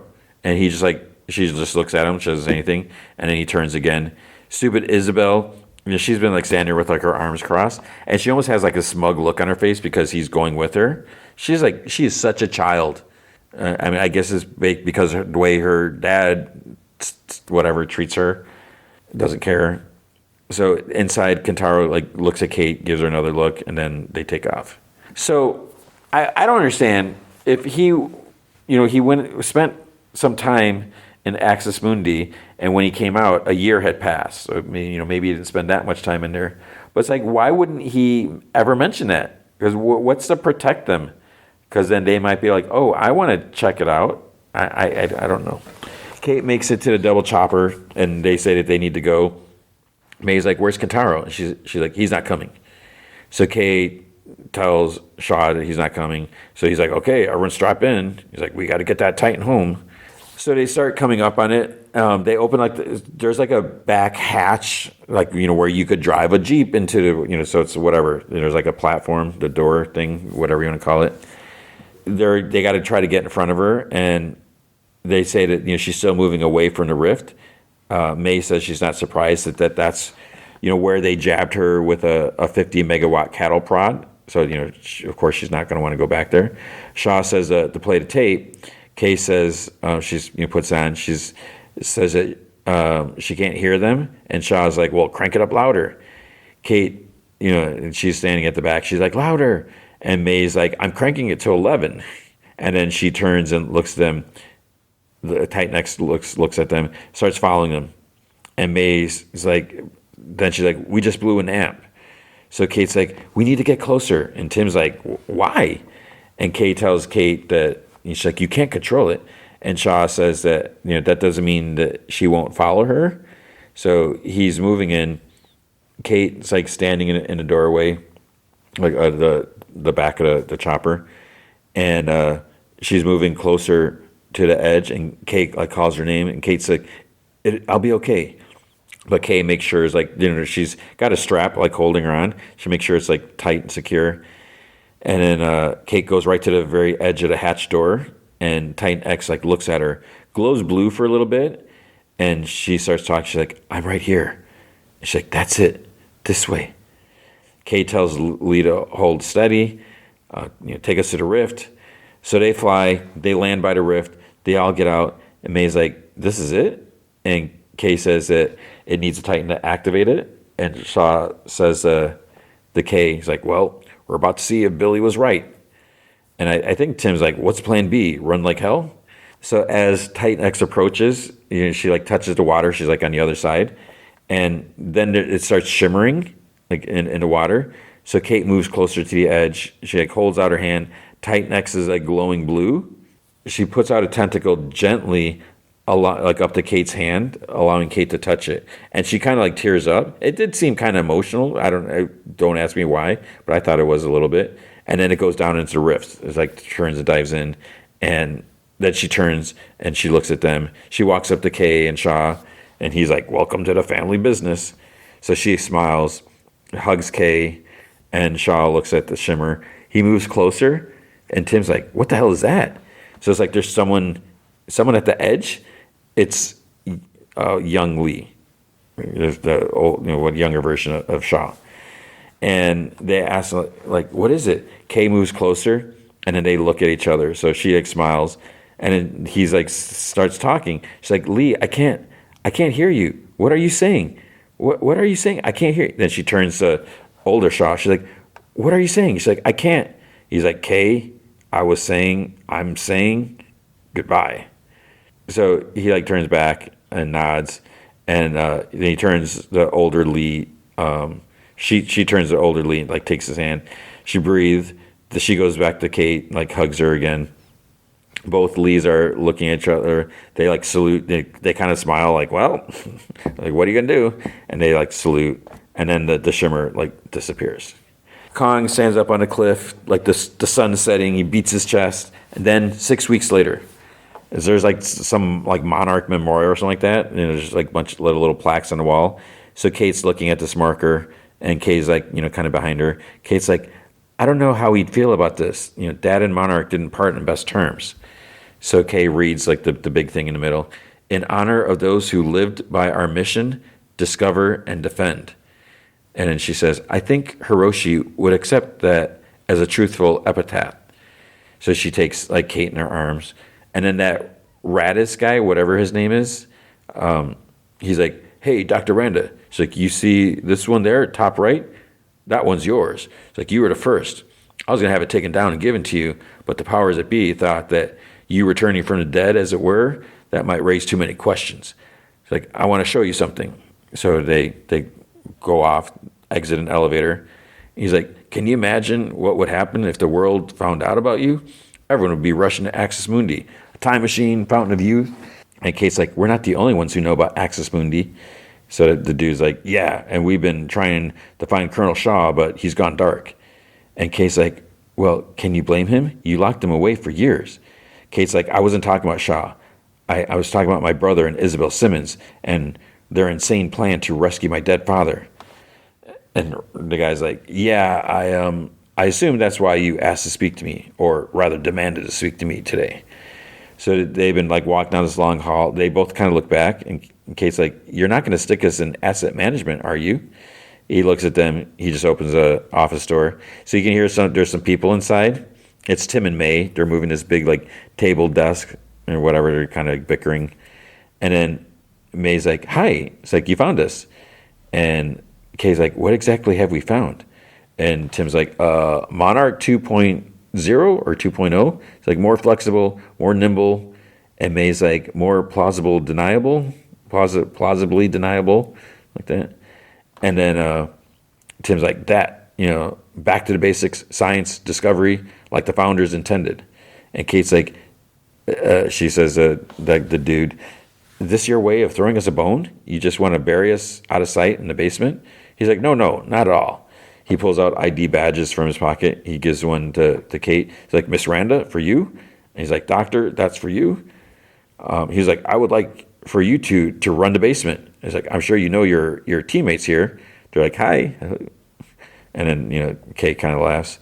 And he's like, see, Tim has always talked about how Monarch is a family business. And Kentaro, he's your family. So I can't think of anyone better who can tackle that very delicate assignment. And Kay's like, well, who needs the sunlight? And she looks at Tim and May. She's like, we have everything we need. And she looks at Kate. Then we see this little boat, like some far off place. Shaw's on there. He gets off in this old little rickety dock or whatever. He goes up, hands his gun over to some dude. There's like a bunch of goons or whatever. So he walks up to who must be like the local boss, sitting at this table eating. So Shaw's surrounded by the dude's guys, his goons. And then Shaw has like a half smirk. He reaches in his front pocket. They all like get tense, like they're going to pull for whatever weapons they have. He pulls out like a roll of bills. He kind of holds up so everyone can see it, tosses it to the boss dude. And then the boss like dismisses the men, and he says something to Shaw. And he's like, no. It's like, we're a long way from even. And I think the guy's name was A-Woot. A-Woot, I think what the closed caption said. A-Woot. But yeah, we're good. So Shaw pulls out a folded sheet of paper. He holds it up. Talk to me. And the dude's like, last night, 2 people came by.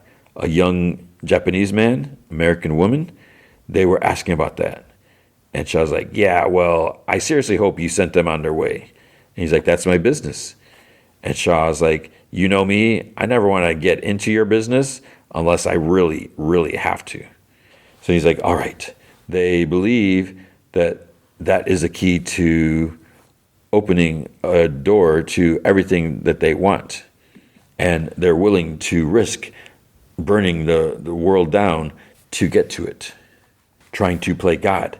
No man should play God. And Shaw's like, hasn't stopped a lot of them from trying though, has it? And he's like, Lee, do you really know what you're getting yourself into? He's like, hell no. So let's go. The guy's like, let's do it. So they're going through like a tropical rainforest, whatever. They got machetes, slicing whatever. It's the dude, some of his men. But then they like stop, and the dude tells Shaw, he's like, we can't go any further. So they kind of like look ahead, and Shaw's like, hey, what? is this thing really as bad as it's cracked up to be? And he like nods. He pulls up his shirt sleeves and he shows like his arms are like kind of covered in burn scars. And Shaw just like kind of tilts his head. He's like, He takes out a machete, goes forward, camera pans up. There's like some black smoke in the distance. And he's like, there you are. And later he's like on this little mound. There's an active volcano. And there's like a flying titan because it has wings. But like the bottom of the wings are kind of have like flames, like whatever. He's like, I'll see you soon. So I don't know. I mean, maybe I don't know my monsters as well as I should. My titans, I guess I should say. So I don't know who that was supposed to be. Oh, wait. So I just looked up, what Titan appeared at the end of Monarch 2. Is this some random thing? Apparently, it's Rodan. That's what I was going to say. It's like, I was like, I don't really know my monsters. The only flying one I really know the name of is Rodan. It's like, but I guess because there's like a YouTube video says, how is Rodan back? Ending explained. Decider, Monarch, Legacy of Monsters Season 2 ending explained. Reddit, can someone help me understand the Season 2 ending? But they're talking about other stuff. And this is the thing I don't understand. People are always like, what does this mean? It's like, you just got to wait. It's like we don't have the answers, and people are going to start talking like they know what's what, but they don't necessarily. I don't know. So, yeah, that's the end. That's how it ends, and it's I don't know what this means, but does Rodan deal with fire? Like, do I really not remember anything? I know I've seen the old movies. There we go. So now the question is, when is Season 3? So that was Monarch, Legacy of Monsters. All right, Daredevil, Born Again, Season 2, Episode 8, The Southern Cross. So this is it. It's over. And I don't know how I feel about it was a good final episode of the season. It gets crazy. It gets intense. And then the last part, I don't know if I haven't really had a chance to just sit and think about it. I mean, just a tiny bit. And I don't know. I mean, I can understand what they're doing. I mean, this is how you do it. You leave a big cliffhanger. And it's just like, what the crap are you going to do now? What's going to happen after this? It's not one. I mean, it's not going to make everyone super happy, but at the same time, there was almost like a happy. But it's like, yeah, I think if everything was like hunky dory at the end, I don't know when the last time I actually said hunky dory. If it was like too happy and all that, I don't know if people would. Not that they're hungering for like carnage or whatever. I just don't know if they would be super thrilled. Maybe. I mean, a lot has happened, and they deserved a chance to catch their breath or whatever. We'll see. All right, let's just get to it because there's like so much that goes on here.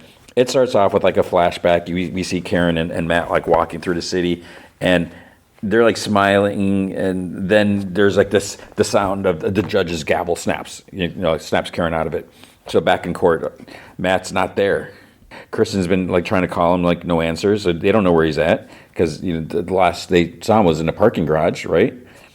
And Judge asks her like everything's all right. Will Mr. Murdoch be joining them today?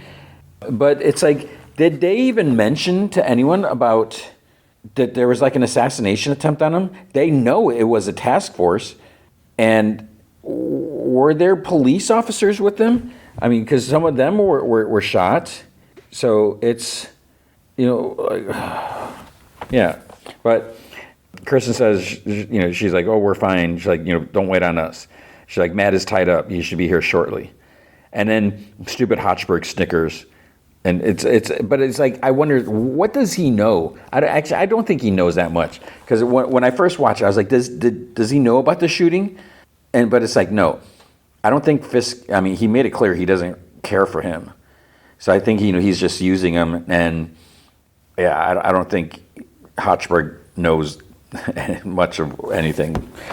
So then we see Jessica Jessica Jones is actually doing the quote unquote surgery on Matt at his hideout. He's like groaning and like cursing and stuff like that. She tells him, she's like, knock it off. And she like jabs a needle in his leg. And so I guess he got shot in the leg, maybe, because his leg's messed up. And she's like, you're not even that bad. And he's like, that's easy for you to say. I'm not built like you. And she's like, you've never tried childbirth. So he like chuckles and then he winces. And she's like, you good? He's like, yeah, I'm fine. She's like, I'll be fine. And he's like, medication, some rest, maybe a total knee replacement. He's like, you came back, huh? I thought you were done with Fisk in New York. And she's just like, this poop has gotten so far out of hand. He's like, I know. And she's like, can you stop him? And he's like, not alone.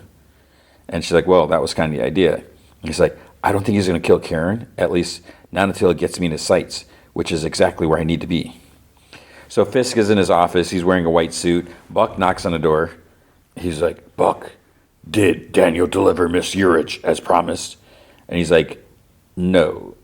And then Fisk like turns and looks at Buck, and they like stare at each other, not saying what happened. Fisk figures it out.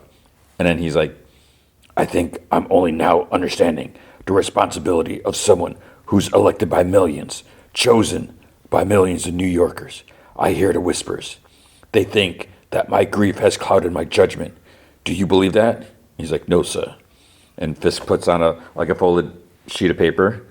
It seems Murdoch has survived the night. So Buck reads the sheet. And he's like, you really want to do this? And Fisk just like looks at him. And so Buck nods.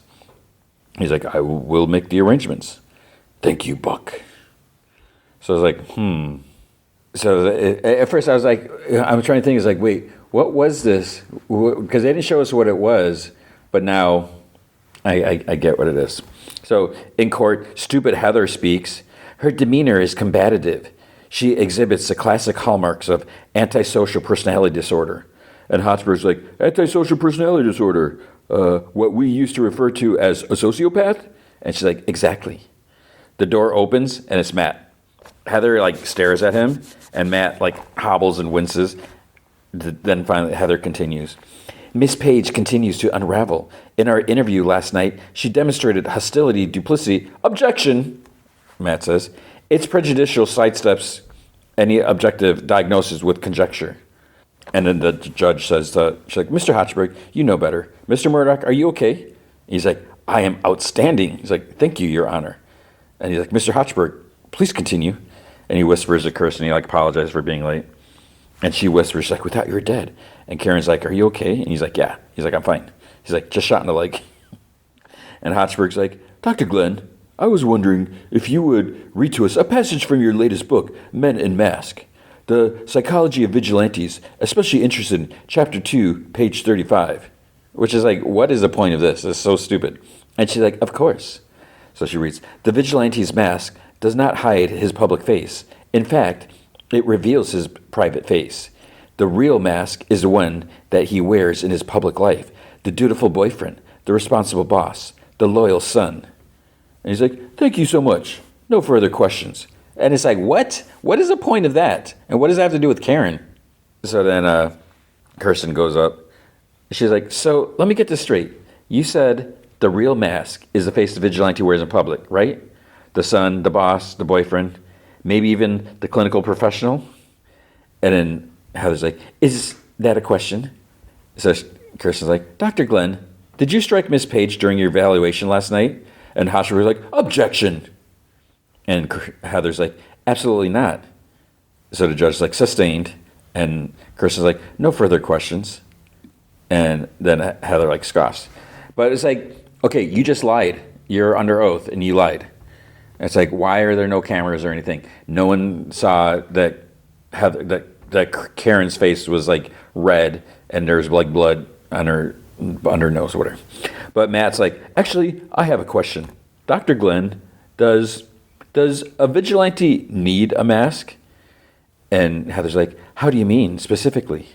And he's like, in your professional opinion, would my client qualify as a vigilante if she never cultivated an alter ego, or as you call it, a mask? And Heather's like, sure, she didn't need a mask. She hid behind daredevils. And then Matt's like, in the same way that you're hiding behind the Fisk administration? Objection. And the judge is like, sustained.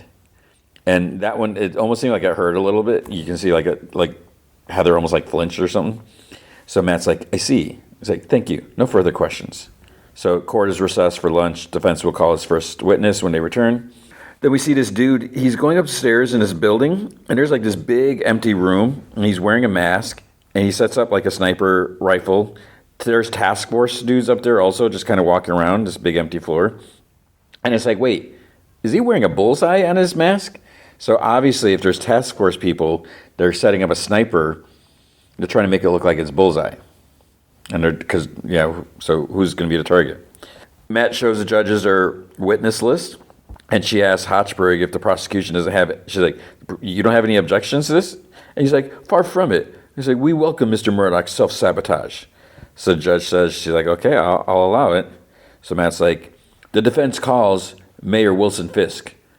So Fisk enters. He like swaggers into the courtroom. He thinks he's whatever. He gets sworn in. Matt listens to his heartbeat. He states his full name. And then there's a ton of task force dudes that come in and fill up like the back. And it almost looks like people are kind of nervous in that because it's like there's all these armed people, soldiers, bulletproof vests or whatever, armor, helmets. I don't even know if maybe they have their guns. I don't know if they would be allowed. Maybe not. There was like no question, but then Fisk starts talking. At first I was like, did they cut something? Did whatever? But he just starts talking. When I was a boy, I was taught to find the biggest man and bring him down. But as I grew, I realized that no man stands as tall as this courthouse.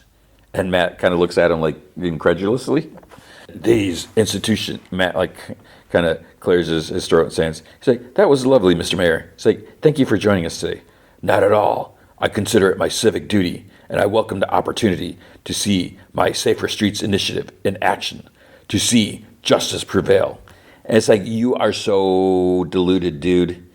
So Matt's like, I was a little surprised you showed up.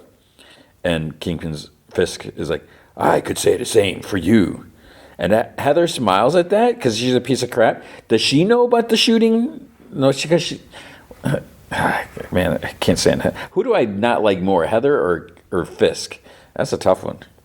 So, and Matt's like, thank you, I'll live. So a camera feed is showing like two task force dudes in the stairs, like where the sniper was setting up or whatever. So there's a stair and a camera in the stairwell for some reason, and then there's two task force dudes. They get taken out, and then like the camera gets hit. Agents are up in a big room with the sniper, and the agent gets taken out by some object, and then it's another one. So it's like it's the real bullseye. He's like flinging stuff, bouncing it, ricocheting, whatever. The sniper turns and looks in surprise. Agents are getting hit by blades. The sniper dude slowly raises his hand, and he turns, and Bullseye walks up, and he chuckles softly. The other guy, then he reaches for a gun. Bullseye takes him out. Or actually not, he didn't shoot him. He didn't kill him, and then the guy's like yelling in pain, and Bullseye, then he finally gives him another strike, and then he like pushes him over. He's still like writhing in pain, whatever. He continues, so Bullseye finally throws a knife at his head to like shut him up. He's like, poser, and he like looks through the scope. So Fisk is like, the Safer Streets Initiative was born out of necessity. It was created to save lives destroyed by vigilante violence. It's too late for Foggy Nelson. It's too late for Muse's victims, for Officer Saunders, and my wife Vanessa. But we can bring these criminals like Karen Page and Daredevil to justice. People we lost deserve that. People in New York deserve that. And the judges kind of look at each other. Maybe they're not. I couldn't really tell what the reaction is. I mean, they got to know he's full of it. So Matt's like, I'm sorry, was that an answer or a speech, Mr. Mayor? And Kristen smirks. Fisk is like, you asked me why I enacted the Safer Streets Initiative. You, of all people, should know you were there. And Matt's like, I see, yes. When Bullseye took a shot at you, actually, you called me a hero that night, didn't you? And Hochberg objects, can we have a little relevance, please? They're just like, sustained, get to the point, counselor. So Matt's like, my point is that As the mayor stated before, the statute that my client was being charged under was supposedly created to protect the city from criminal vigilantes. Is that a fair assessment, Mr. Mayor? And he's like, it is. And Matt's like, and are the streets safer? Statistics say they are. But there is still lawlessness. Of course. And Matt's like, I mean, some might say rounding people up and throwing them into detention without due process is lawless. Objection, immaterial, invites conjecture. It's like sustained. And Matt's like, Your Honor, I'll rephrase. And he unfolds his like walking stick and he like starts, going forward. Mr. Mayor, your policies, as harsh as they may be, did not prevent a criminal from taking a shot at you, ultimately murdering your wife, an assassin, actually, who I believe was once in your employ. Objection! This is contemptible, even for Counselor Murdoch. And she's like, sustained. She's like, the kitchen sink approach is getting tedious. And Matt's like, Your Honor, there's a point to all this. Please remember what my colleague asked at the beginning of this trial. What is a vigilante? What is a criminal? It's like, please. Fisk is like, you really want to do this, Mr. Murdoch? And he's like, oh, absolutely, sir. It's like, Karen Page is charged with, among many other crimes, aiding Daredevil in the sinking of Northern Star, resulting in the death of its crew. Mr. Fisk, were you aware that the Northern Star is smuggling illegal arms into New York City via the free port that is owned by the Fisk Industry Trust? Objection. Assumes evidence not on record. Sustained. So Matt chuckles. He's like, yeah. And he walks back to the table, and then he asks, Mr. Mayor, did Daredevil sink the Northern Star? And the judge looks at Fisk. He's like, the evidence says yes. And Matt's like, no, it doesn't. The evidence does not suggest that. The only thing that's been presented is testimony from Officer Powell, who is in your employ, who takes his orders from you. It is the allegation of the district attorney who, guess what, is in your employ, takes his orders from you. Objection. Overruled. He's like, Your Honor, at this point, I'd like to introduce evidence regarding the Northern Star video testimony from the ship's first mate, Christophe Sava. Objection. Video testimony? Overruled. And he's like, Matt's like, Mr. Sava was duly deposed by Miss McDuffie before he disappeared. He did like finger quotes. Considering the flexible standards of this court, such evidence should be admissible. And Hochberg's like, Cripes, this is turning into a circus. And the judge's like, Mr. Hochberg, I think we've been under the big top for a while now. I'd like to see counselors in chamber. So Matt's like, Mr. Sava's testimony is substantial and relevant in and of itself. Hochberg's like, the man's not even present in court. And Matt's like, it doesn't matter that he's not present. And relative to what? Then Matt hears Fisk talking to him. Murdoch. He's like talking under his breath. There are things I can say in here that will ruin your life. With the complete support of the legal system, I could have you thrown in a cell forever. And Matt's like, I could say the same about you. And the judge is like, excuse me? And he's like, no. About relevance, Your Honor, Karen Page is charged with providing support to terrorist attacks. It is a definition of relevance that the defense provide exculpatory evidence about one such attack. Kirsten's like, and a basis for appeal if such evidence is suppressed. Hochberg's like, there's not going to be any appeal. And Matt chuckles. He's like, you're saying that out loud in front of the judges? It's like, you just want to hand Fisk the robes and gavel? So the judge's like, we'll allow it. And Matt's like, thank you. Video plays. My name is Christophe Sava. I was the first mate of Northern Star. We were under orders to sink the ship if it was ever boarded. Karen on the video is like, why was that? And Christophe is like, because the Northern Star was carrying weapons, military grade, very illegal. So she's like, who sank the Northern Star, Mr. Sava? My captain, Achilleo Criocco.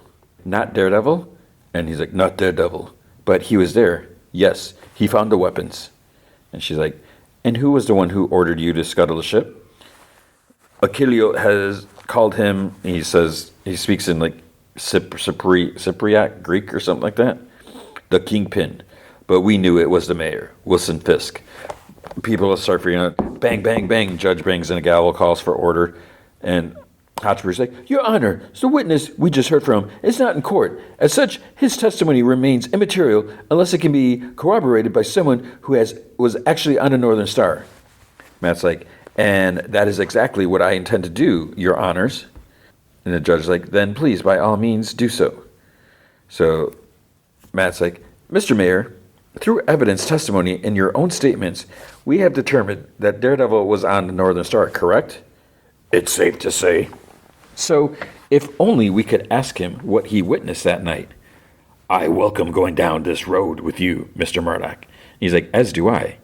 Is it safe to say you don't really like Daredevil? Safe to say, yes. But what if the people of New York disagree with you, sir? What if the public actually thinks that Daredevil is a hero? And Fisk laughs. The people know better. He's like, do they? I mean, I guess it depends on how you define a hero. Take me, for example. I took a bullet for you, didn't I? Would that make me a hero? And I like how Matt is kind of like setting things up. Because Fisk, he says, I can threaten you. He knows his identity. But Matt's making it like, okay, you're literally calling me a hero. Then the governor and Jessica Jones walk into the courtroom. And Fisk's face kind of like twitches a bit. Because, he thought that she was dead, maybe. Jessica gives, like, Powell a look. Matt just, like, ignores him. He's just looking forward. And he's just looking at Fisk. He's like, a simple yes or no question, sir. Am I a hero? And Hotchberg's like, I'm sorry, your honors. What does any of this nonsense have to do with Karen Page? Who, I remind you, is the only person, as of now, on trial today? Matt's like, my client's being tried in a court created by one man who has an obsession with one vigilante, a vigilante who sent him to prison on more than one occasion. And the judge is like, Mr. Murdoch, we allowed you admission to the video testimony. Use it or lose it, please. Now. He's like, with pleasure. Mr. Fisk, did you or did you not orchestrate the sale of military-grade weapons through the official use of your office and then ordered the Northern Star to be scuttled when your plan was exposed? And Hotchberg's like, do not answer that, sir. And Matt's like, why not answer it? And he's like, do not answer it. And he's like, answer it, sir. And then, they're like, so basically Matt and Hotchberg are arguing. And Fisk's like, I will answer it. And the audience in the courtroom gasped. And Fisk's like, you don't get to know what comes through our port. All you need to know is that I'm running this city, and it's thriving. Anything else is above your pay grade, little man. He calls him that little man. And Hotchberg's like, your video proves no wrongdoing by the mayor, Murdoch. It's all hearsay. And Matt's like, correct. But we have established there was another witness on that boat, haven't we? A witness who is, in fact, in his courtroom today. Isn't that right, Mr. Mayor? And the audience gasps, starts murmuring. Fisk kind of thinks about it. And Matt's like, you and I both know who Daredevil is. He's the man who knows exactly what happened on another Northern Star. He knows exactly what happened in my apartment. And Kristen looks at Karen like, what's he talking about? Karen's kind of like on the edge of her seat. I don't think she knows where Matt's going with this. And Matt's like, and he knows exactly who the real criminal in this courtroom is. Isn't that right? And Fisk is like, he's like, you are a fool. And he's like, no, I'm not. And he turns, and he's like, he's not going to do it, right? He turns, I am Daredevil. The audience gasps, murmurs. Heather shakes her head. And Hotchberg's like, but, objection. And the judge's like, orders. He's like, your honors, this is insane. Order. Jessica has a smug look on her face. Order, please. He's like, representing a criminal? What is this? Are you honestly going to tell this court that Daredevil is a blind man? The audience gasps. And then it's like, oh, snap. Because it's like, okay, he could just say that. He has his cane folded up. He flings it. It bounces, and then he catches it. Bounces like one while hits the other one, and he catches. More gasping, more gavel banging. Fisk isn't sure what the next play is, and Powell's like, a blind lawyer who can fight. Judge is like, order, please. And Hotchberg, this is an absolute farce. So Matt's like, the Northern Star smuggled weapons into the city under orders from Mayor Fisk. Objection, overruled.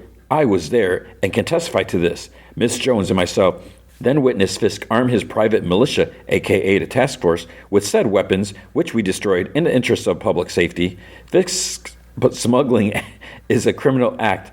Arming the task force with smuggled weapons is a criminal act. Enough evidence has been provided to charge Fisk with these crimes. But first, Hotchberg's like, are you really? He's like, I'm not finished. The judge's like, overruled, because I think he objected, whatever. Matt's like, Your Honor, this court was formed to educate the Safer Streets Initiative, an initiative created by this man, Mayor Fisk, in furtherance of his criminal agenda, which means this court has neither the ability nor the mandate to decide justice. The audience cheers, bangles, and then order. The judges talk. Fisk just sits there. The judge thinks, hesitates. Daredevil or not, Mr. Murdoch is right. In light of the evidence, the corroborated testimony, Miss Page's crime, if they even are crimes, cannot be judged by this court. And Matt's thank you, Your Honor. I move for dismissal. She's granted. This case is dismissed with prejudice. Miss Page, you are free to go. Mr. Murdoch, please remain in the courthouse. So Matt and Karen hug. Jessica and the governor walk out. Governor gives Fisk a look. He's still sitting on a stand. He mumbles, "You've won nothing, Mr. Murdoch. Nothing." So it's wait, is that it? Fisk exits the courtroom. Governor and Jessica are there. Governor says, "Mr. Fisk, the Attorney General has filed charges against you for racketeering, smuggling, corruption. At this point, it's a dictionary. Your assets have been frozen, and the free port is under government control." He's "On the word of a deluded lawyer, none of it will stand up." She's "Oh, then there's attempted murder against a government official. Your assassin lived. He has a lot to say. This is the part where you resign." "There's a process for what you propose. I suggest you start that up, if you will excuse me." And she kind of steps aside. He starts walking, and he says, "Interesting to see who you've aligned yourself with, Miss Jones." And she's "Watch yourself, Kingpin." And he gives her a half smirk and turns. In the lobby, Matt sees Murdoch. "Where are you going, Daredevil? You going to hide?" Everyone's here, the governor, Jessica, Buck, Heather, Powell. And he's "Accept defeat gracefully, old man." And he's "Matthew Murdoch, Daredevil." Bullseye is still behind the rifle, and he can hear Fisk. And Fisk's "Defeat? You've only weakened yourself." And Matt's "It's over. You lost the city." "I've lost nothing." And stupid Powell talks. It's does he not know that Daredevil will be able to hear him? So Powell's "Murdoch's coming out. Prepare to shot. Repeat, prepare to take the shot." Matt does hear him. He's "Huh?" And then Bullseye replies, "Sorry, pal. Wrong bullseye." Powell yells, "Sir, it's a trap." Buck goes for his gun. Matt's "You don't want to do that." Buck gets shot in the gut. Powell orders to get the mayor out of there, and don't let Murdoch leave the building. Powell exits and starts shooting right away, because of course he knows exactly where to shoot.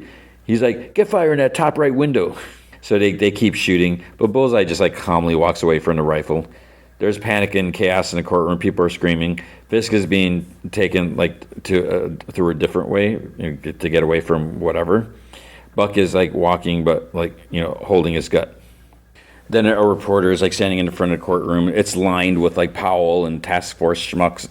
As you can see behind me, a surreal scene is unfolding outside the courthouse as Mayor Fisk has locked down the building in the wake of the explosive end to the trial of Karen Page. Defense attorney Matt Murdoch shocked the courtroom with his admission that he is a vigilante known as Daredevil. So watching the room, Kristen asks, what's he waiting for? Karen's I don't know. It's we can't just hold up here. I mean, we're sitting ducks. So in the office, Karen, Matt, Jessica, Kristen, and Governor. The governor is on her phone. Jessica finds a bottle of booze. So Matt's task force or not, at this point, he just wants to tear it all down. Governor says she's calling National Guard, and Jessica is wait, there's more. So Fisk is on the screen, sitting in the judge's chair maybe. I don't know if he's still on the same one. The ticker says, Mayor Fisk addresses the city. New York is in a state of emergency. Following today's miscarriage of justice, we were once again attacked by a vigilante, which is such crap. My aide has been wounded. Right now, we are under siege. As we speak, our enemies are assembling, masks hidden, and they're coming for all of us. I want to make myself clear to you. I will not abandon you. I swore an oath, and I intend to honor it. I will stand and fight. Will you? Karen's geez, JC, he's asking for a war. And Matt's see, that's my concern. You call in the National Guard, you're giving him exactly what he wants. Karen's yeah, then that'll take hours. I mean, we have to stop this now. And Matt's hold on a sec. And she's like, what? And he's like, listening. So there's some fanfare playing. Hello, it's me again, says Mayor Kingpin. We are under siege by me. He giggles, the tape like distorts, and then BB speaks up. The mayor's right. Fisk, and it says like Fisk lies on a screen like over his face. She's like, we are under siege, and there's footage of the task force like beating on a crowd. By the task force, by the people who kill our family and our friends. So then there's a picture of like Ben, Daniel, and lock us up. It's our city, not his. It's time to take it back. So there's a lot of people moving. Several like NYPD, kind of pull up. And people are wearing like half face masks, like on their lower face, and some people have like masks with like horns, like the hat, upper head, whatever. Matt looks at the footage and he's like, "The city's picking sides," and just like trick or treat, and she tosses him a bag with his suit. An overhead shot of the streets, like full of people in red. We see like Angie, Cherry, and I think her name is Angie, right? And that dude Brett that helped Karen like out of her cell. So when Matt went to visit her or whatever, the task force is standing at the top of the steps with assault rifles. Fisk sits in with his hands crossed in the courtroom. Hochberg, Sheila, and like others are there.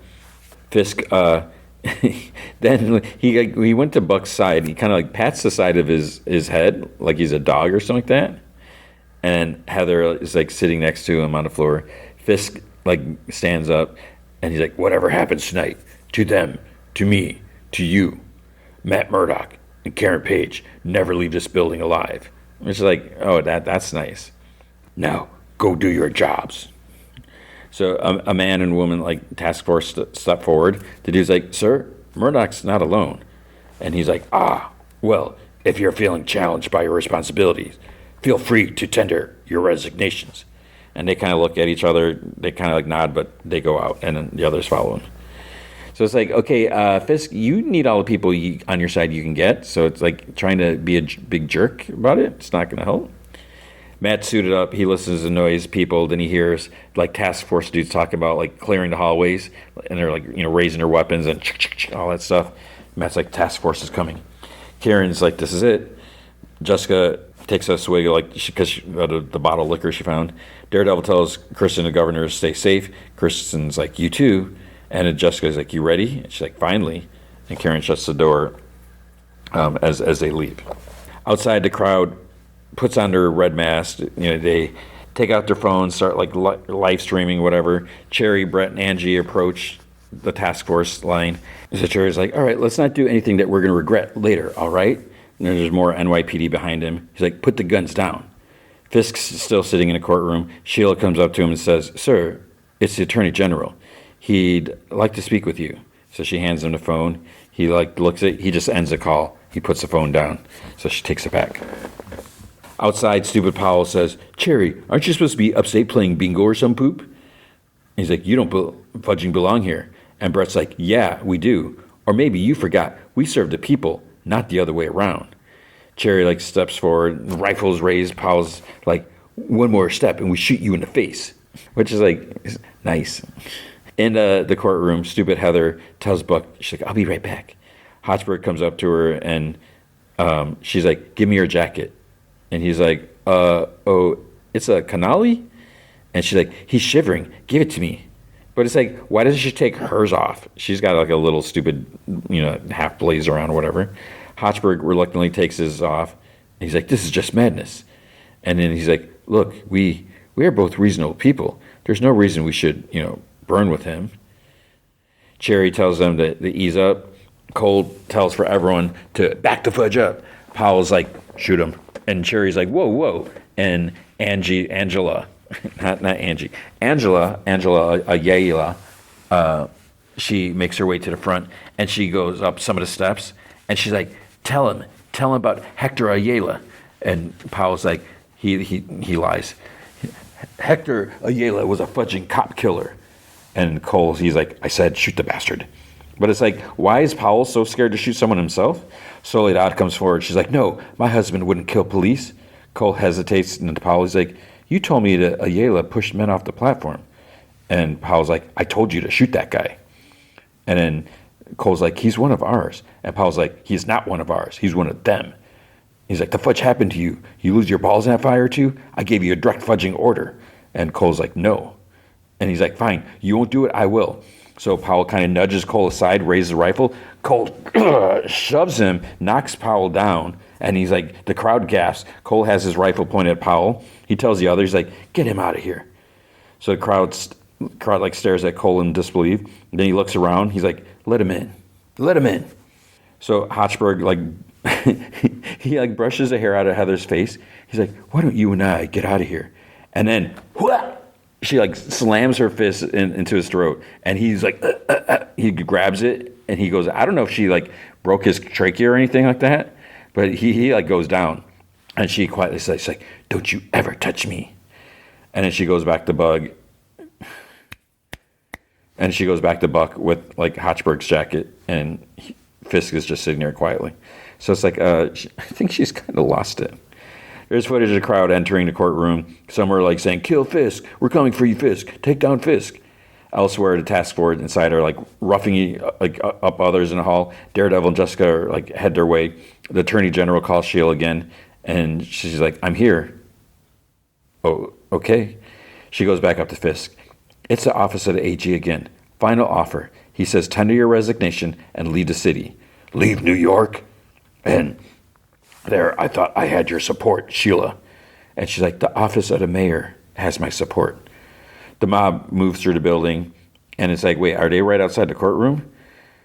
So then Sheila's like, renounce your citizenship, go into exile, and the AG promises not to prosecute. He's like, no, I won't leave this. He gets up, and she's like, speak to him. This is the best offer you're going to get. He's like, open that door. She's like, there are lives at stake. Take the deal. Open it. Open that door. He opens the door. He's like, boo. Bam. Slams his fist in the first guy standing there. He flies across the hall. His head like smashes. I think he broke his neck. He's probably dead. He grabs another guy. And he grabs one guy. Backhands a third. He starts like squeezing down on one of his hands. Others like try retreating. But I think that door might be locked down the hall. Daredevil and Jessica are fighting their way down the hall. It's pretty narrow quarters. Agents are like shooting like their assault rifles while they fight. Jessica's like slams them with like a fire extinguisher and she throws it. It like goes off. Meanwhile, Fisk is still, he's being brutal on the mob. There's like, he's wearing a white suit, blood on the suit. He slams a guy, like he picks him up, slams him like against a corner, like bends his back like backwards. And he's like, come on, and punching more people. Daredevil and Jessica continue. Then behind Matt, Jessica, someone like practically like crawls on the walls and jumps down on another agent, grabs a rifle, slams it against the guy. It's like, it's Angela. So it must be the amulet thing is starting to kick in. I don't know, because she hasn't shown anything really. And the scenes are almost parallel, like Daredevil and Fisk, because they're going down, because they're like hitting people, whatever, and then like kick open a door or something like that. So, it's kind of neat. Karen sneaks up behind a task force dude. I don't know why she like left the office or whatever. And he turns, but she gives him like an elbow to the face and hits him like a few times. He goes down, or she kind of like shoves him down, and then she grabbed his rifle and she like swats him with it, and then she just like tosses it aside. But it's like, okay, he's probably just knocked out. All he's got to do is pick it up when he wakes up. She meets up with Daredevil, Jessica, Angela. There's several civilians dressed in red. They make it to like, must be like the center of City Hall. I don't know. Then three guys get tossed like down the stairs. Kingpin's at the top. So there's like this landing at the top of and then stairs go down like to the sides, like both sides. So it's almost like a little stage or something like that. Civilians are starting to look a little scared. He starts like walking down, and then they start booing at him, and he stands at the top, like center, and he like looks down to the crowd. You're wrong about me. You're wrong. I have done everything for you. I've given you my heart and my soul. And someone's like, liar. I've fought for you. I stand here now, and I still fight. People start rushing forward. Daredevil's like, no, stop. Like, listen. And I just wanted a better New York.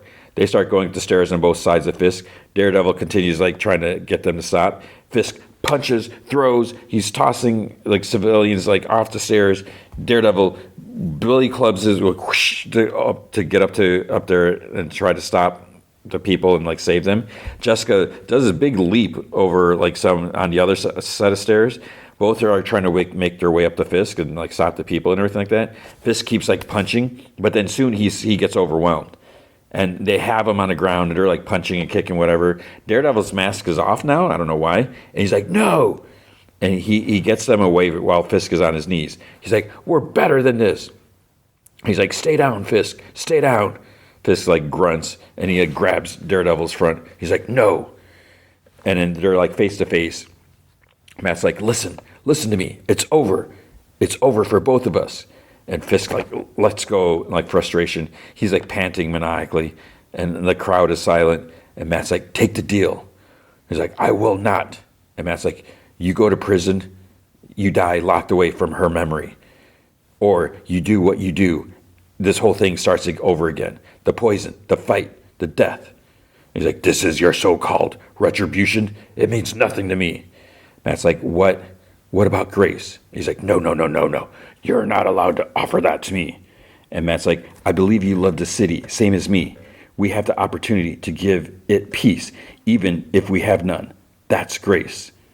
Fisk, like, gasps, gives kind of Matt a little, like, push as he stands up. They're both up now. He looks at the people. He's like, no. And Matt's like, please.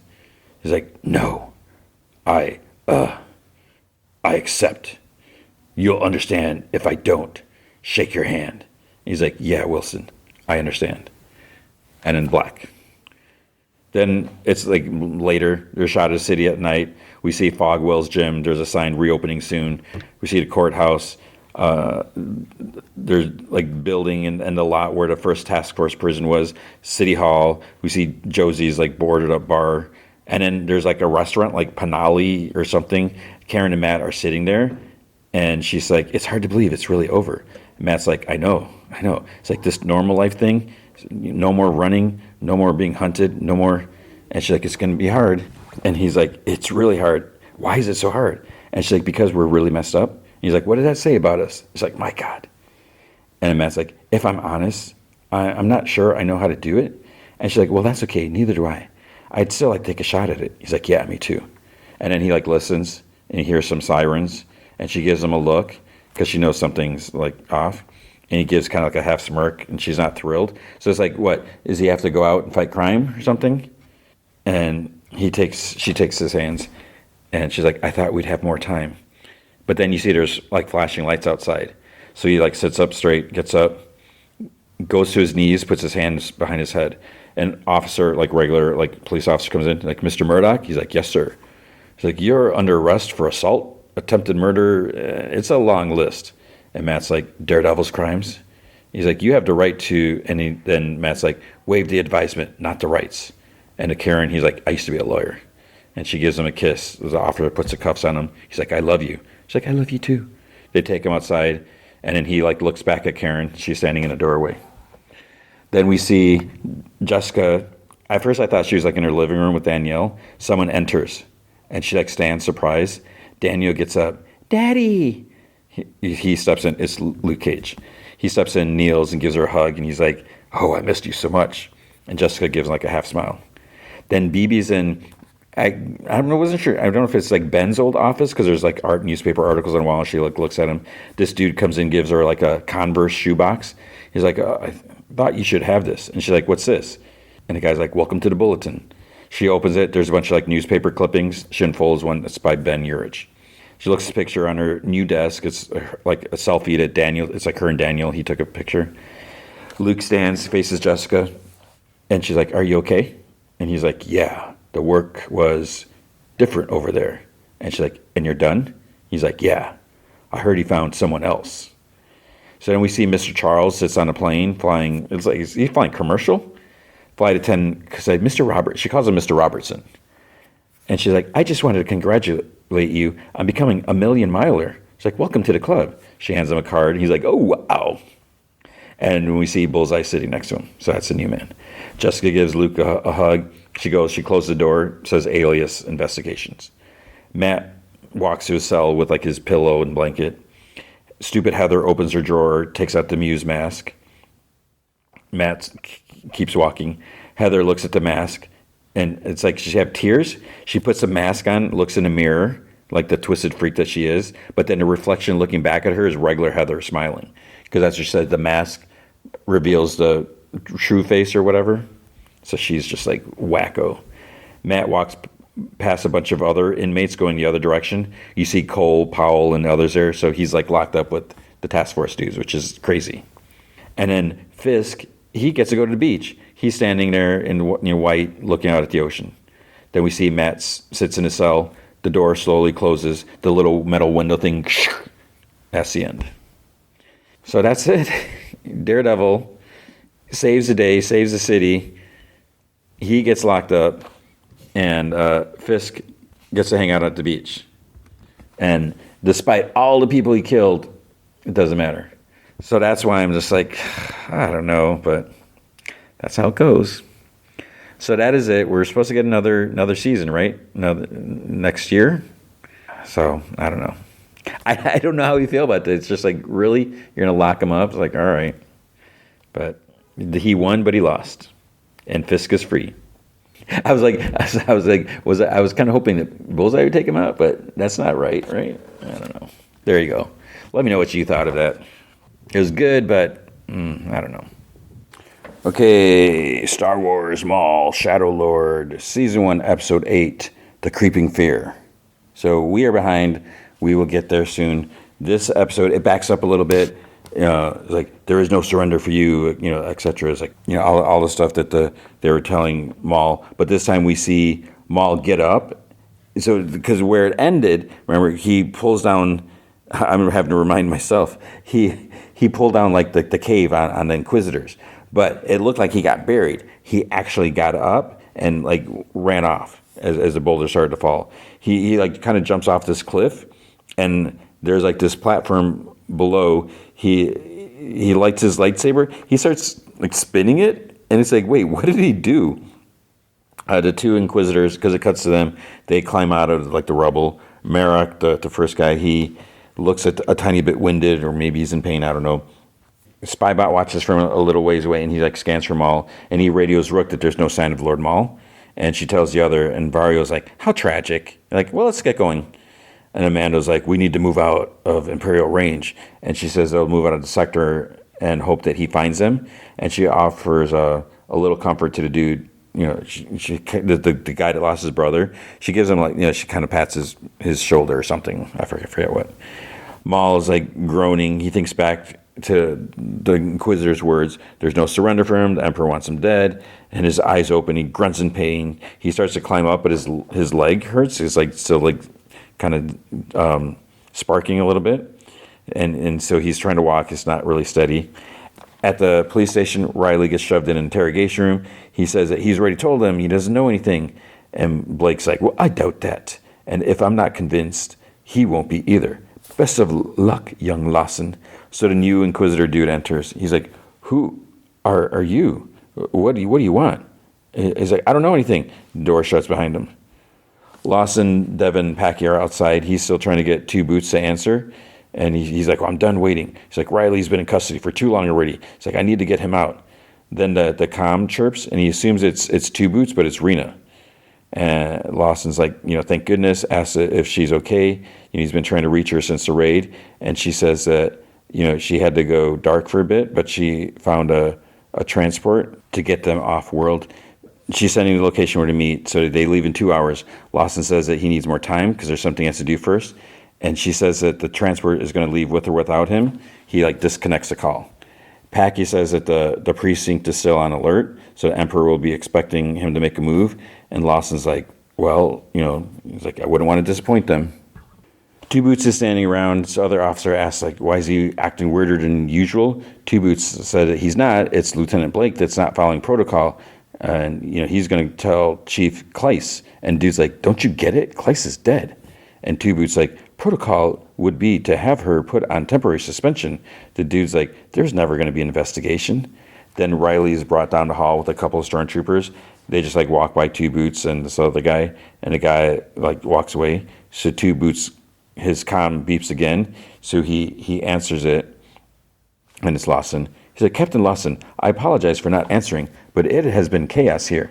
Riley was taken into interrogation, and I have been prohibited from seeing him. He's like, Two Boots, focus. And listen, it's like, I want to make a trade. If you let Riley go, I'll turn myself in. I'm the one the Empire wants. He's like, I cannot authorize that as a matter of proper protocol, Captain. He's like, this isn't about protocol. This is about doing the right thing. Please, Two Boots. He's like, I just want my son to be safe. Get him and meet me outside loading dock 3. So he ends the call. Devin's like, that's your plan? It's terrible. He's like, tell him, Master. And he's like, I agree with my Padawan. Your partner has already betrayed you once before. And he's like, that may be, but we're running out of time. And this is the one shot that I've got to save my son. So they go to location. There's some troopers around. He gives Jedi Rena's coordinates for the ship. He's like, no matter what happens to me, he's like, make sure Riley's on it. Daki just like stands there. Lawson takes his hand and gives him like the device. He tells Daki, he's like, promise me. He's like, my Padawan and I will ensure that he gets to safety. And he's like, I suspect that we'll be fleeing the vicinity with haste. So he asks Devin to acquire a suitable vehicle. So Two Boots moves about. He goes to Riley's cell, and he's like, I am rescuing you. He opens the door. Maul stumbles along. He's now in this, like, it's not windy where he's at. It's pretty barren. And Merrick's words are continuing to haunt him. There is no surrender for you. The Emperor wants you dead. He's like, yes, yes, yet I showed him loyalty. He like stumbles again. He wants you dead. And he screams, he's like, silence. Then he hears young Savage, I think that's how you say his name, call out. He's like, brother, don't go. Please don't go. He's like, Savage? And then Darth Sidious appears like in cloak in his memory vision. And Sidious starts gasping. He's like, no. It's like, Sidious. And young Savage is like, don't go. He says that again. And Darth Sidious like laughs maliciously. And younger version of Maul is like, I must, my brother. And then he's like, stop there. What have you done to my brother? Answer me, you monster. Maul like whimpers. Sidious says, your focus is feeble, my young apprentice. Now strike. They're like fighting each other or practicing. Now strike at me. They both have red lightsabers, and he's like laughing. He's like, pathetic. He's like, no, master, please don't. Zaps him with force, whatever bolts. Young Maul. And then he hears Obi-Wan Kenobi charging and slashes him in half. And Maul is like panting and sobbing. He's like, don't leave me here, master. Left to die. Help me. He like snarls. And an older Savage is like, is that you, brother? So now Maul has like his spider-like bottom thing, which I never understood that. And he's like, brother? And then memory of Savage fighting Sidious and getting a lightsaber through the midsection. Darth Sidious laughs maliciously again. His brother is like, you must have your revenge. And as Maul like holds his hand when he's dying, the wind and dust continues. Then he's like, I guess the visions are gone. He's like, my home, my family, my brother, all taken from me. He inhales sharply. He's like, Sidious, you did this to me. So he stands like, you did this to me. You did this. And then it turns black. So like, is that the end of the episode? No. Back in the city, Devin's running down the street. She sees some stormtroopers like hassling someone about like a restricted area. So she like ducks in this like a garage or something like that. Or something. There's like a vehicle there, and she kind of like chuckles. She's like, perfect. But it turns out there's this big alien dude in there working on it, and he's like speaking in alien language and like shoos her away. He's got this tool in his hand. He's like waving it, and she's like, I was just admiring your ride. The alien like laughs and she sighs. She's like, I'm gonna need to borrow it. And he doesn't agree. He keeps waving a tool at her, and she like swats it away, and he doesn't like that. So he bangs on the ship and calls out 2 other guys. So I guess he can't, as far as he knows, this is just like a little girl alien. He can't take her on by himself. He doesn't know she's a Jedi. So the 2 dudes each grab like an arm to intimidate her. She sighs, and then we see her like taking off like in a ship with the guys like lying unconscious. So she beat him up, which is not a very Jedi-like thing to do, but what desperate times, I guess. Two Boots is walking down the hall with his hand on Riley's shoulder. He's guiding him along. He salutes a stormtrooper walking by. He's like, I'm just escorting this prisoner for processing. And then he says that he should have thought twice about breaking the law. Riley. Then around the corner, Two Boots whispers, he's like, act natural. And Riley's like, I am. It's like, you're not. At a door, two stormtroopers move to block the door that they're standing by. T-Boot's like, step aside, please. And they're like, where do you think you're going? Prisoner transfer. Thank you. No transfers were scheduled. I'll have to verify it. Wait here. So T-Boot's like, hits one with a stun bolt, and then the other moves to shoot him, and T-Boot's like pushes his blaster up and then stuns him, and he turns to Riley. He's like, duck, please. So he stuns two stormtroopers that run around the corner behind him, and then T-Boot's like looks at the blaster that he took from the one, and he just tosses it aside because he doesn't want a blaster. Outside, Lawson and Packy move.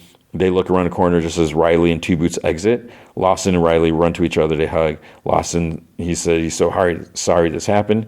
He's like, thank you, T-Boots. And he's like, how did you know it was me? I'm not wearing my boots. He's like, partner, I'd know it was you any day.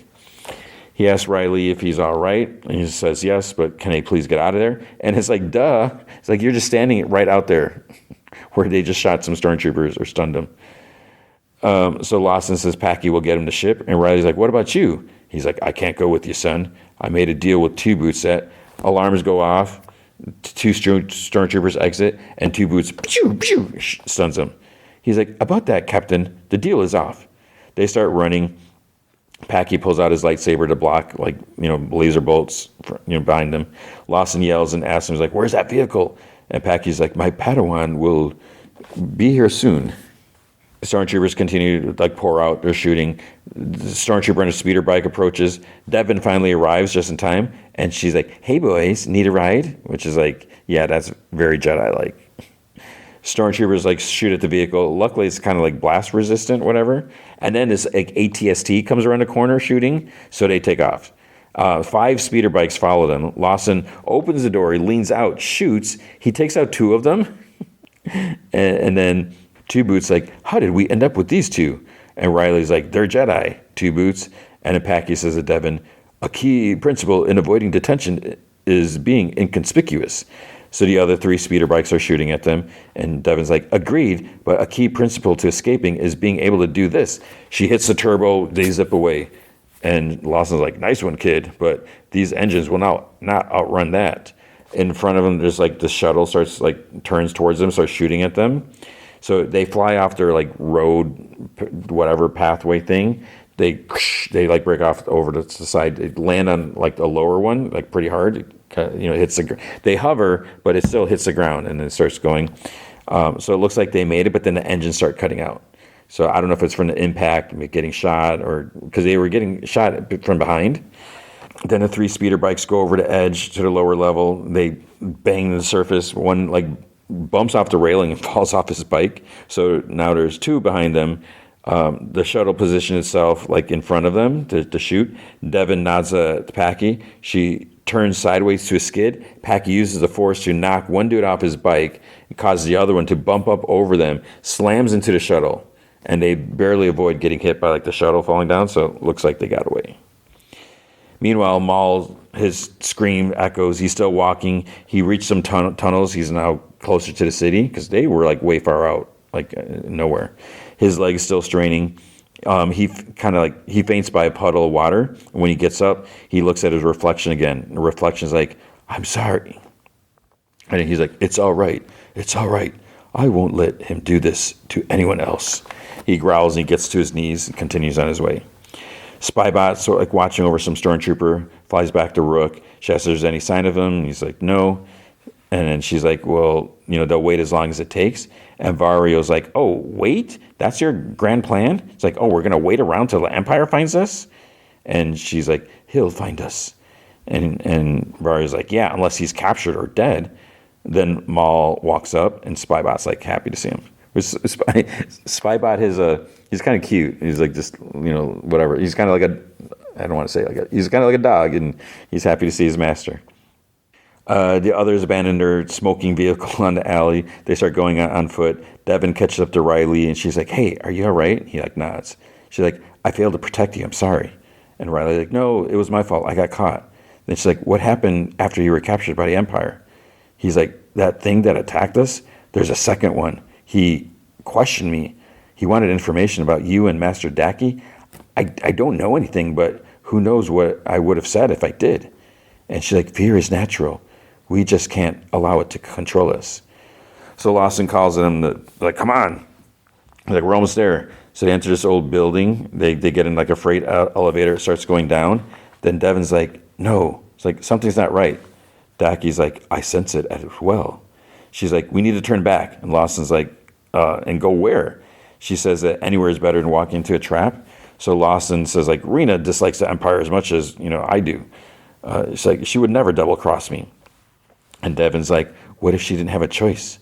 And Daki says, it would be wise to trust my Padawan's instincts. And Riley's like, maybe you should call her. So Lawson sighs. He calls. Rena answers and asks, like, where are you? Lawson's like, en route. And Rena's like, she sighs. And Lawson's like, is everything okay? And she's like, of course. She's like, the ship's ready. It's not exactly luxury, but it'll get you to Catalore. And then like some nervous chuckling. And his eyes go like big for a second. And Lawson's like, great. He's like, I'll be there soon. And then Devin, he's like, you're right. She's been compromised. Stop the lift. Two-Boot tries. He says he can't. The controls have been overridden. And then we see like Lieutenant Blake is there somehow. He's like scowling. He's with Rena. There's stormtroopers and the two Inquisitors. They're all there. So they watch the lift like coming down. And the Inquisitors turn on their lightsabers. When it opens, they see just like smoldering metal. So they made a hole at the ceiling of the elevator and like escaped. So Blake hisses, where are they? Rena like karate chops the stormtrooper, uses his blaster to shoot a couple. She aims at Blake, but then shoots above him at the ship's like engine. Big explosion sends like troops flying back. The ship shakes. Lawson and the others, they flee. Maul and his gang enter an office. Rook says that they can't stay long, that this is Nico Demas' office. Like, they'll be searching for us here. Vario's like, Demas is dead. It's like, I killed him. It's like, they'll be searching my office. It's like, they'd never suspect that I'd come here. Then his comm buzzes. Rook says the Empire is monitoring comms. He's going to give them away. He like tells her to relax. He's like, it's encoded. It's like, I'm a smuggler. So he takes the call. Then he goes to get a drink close by where Maul is standing. He says he just received a rather interesting communique. He's like, the Pikes? He's like, nope. That was a representative from Crimson Dawn. Dryden Voss requests an audience. Things are looking up. And Maul continues staring out the window. And that is the end of the 8th episode. At this point, I don't know. I have no idea how it ends. But Dryden Voss, if you know, that name hopefully sounds familiar. So he was in Solo, the Han Solo movie. Was it Paul Bettany that played him? I mean, it's been so long since I've watched that movie. I should, it was Paul Bettany. I should watch that again because I really like that. I would see. Here's the thing. I'm off topic. The reason why I always say how much I like Solo, but the reason like I don't want to watch it because I'm so bummed that we didn't get a second one, and it makes me sad. But that has been episode 8 of Maul, and we're gonna leave it. We'll finish next week or the week after, but this way we still have some more stuff to talk about. Okay, and now the movie feature is Mortal Kombat 2. So here's the thing. I'm a casual fan of Mortal Kombat. I feel like I probably said this when I talked about Mortal Kombat 1. I've watched a lot of Mortal Kombat in recent years. And, because we had the Mortal Kombat 1 movie. But, like, before that, there's at least two or three Mortal Kombat animated movies that Warner Brothers Home Video put out. So I used to have an awesome Warner Brother Home Video rep, and he would send me like review copies, and then I would watch them, talk about them on the podcast and stuff. Things shifted, so he doesn't represent them anymore, and so I get none of the DC animated movies. So that's how it goes. But watching those movies, when I watched them, they were fine. They were decent, but they did give you a lot of the backstory. Like, you see like about Scorpion and Sub-Zero and everything like that. So like watching those and watching the live action, the first Mortal Kombat movie, it helped because like I knew like what was happening and what was going on. So there not that it's a super convoluted story or anything like that, but I could appreciate that they're actually telling the story. Now, I have done some. I feel so bad about this because it must have been, was it 2 years ago, 3 years? Probably, I don't remember how long it's been now. But there was a point where I did some Mortal Kombat interviews. Part of the problem that I did not like is I probably talked about I shouldn't even talk about this now, but I've talked about the process when you do the round tables. You are sitting at a round table, and there's like maybe 5 or 6 other journalists sitting at the table, and then you speak to one person. They bring someone in, you talk to them for like 5 minutes, you take turn asking questions, and then they leave, they go to another table, or to go to the line, someone else comes and so forth. But what they did for us there, probably because they had so many people in the press room, they're like, let's move these 2 tables together. And moving 2 round tables together is kind of awkward.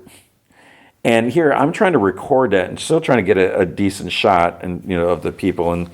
And then the other problem is me going to the Comic-Con on my own, trying to do all these interviews, trying to edit footage, trying to post them on hotel internet. It's so hard to do. So then it's like, okay, I can wait till I get back home. But then by that point, it's like the other people, there's so many people that have done that will have the same content that I have, just maybe a different angle, camera angle. So then it's like, well, should I spend the time to post this? I don't know if people are going to care, or if they really care and are scouring, looking for any information updates, they're going to hear it all already. So I ended up not posting it, but I did get I don't remember what I asked Ed Boon, but he was there. So that's the thing. He has a cameo in the movie. I'm like 99.9% sure it was him. It's like, it's got to be him. And so there's a scene where he's in there. So I'm like, I kind of chuckled, like, there he is. So I appreciate that. Now, when this movie was first coming out, I was like, Mortal Kombat 2. And it was like, after the first one was okay. But then I watched a trailer with Carl Urban. I was like, oh, that looks fun. And it wasn't supposed to be, I remember when it was it last September it was supposed to come out? Then it got delayed. And it was like, not that far out. I was like, or maybe it was, I don't remember what.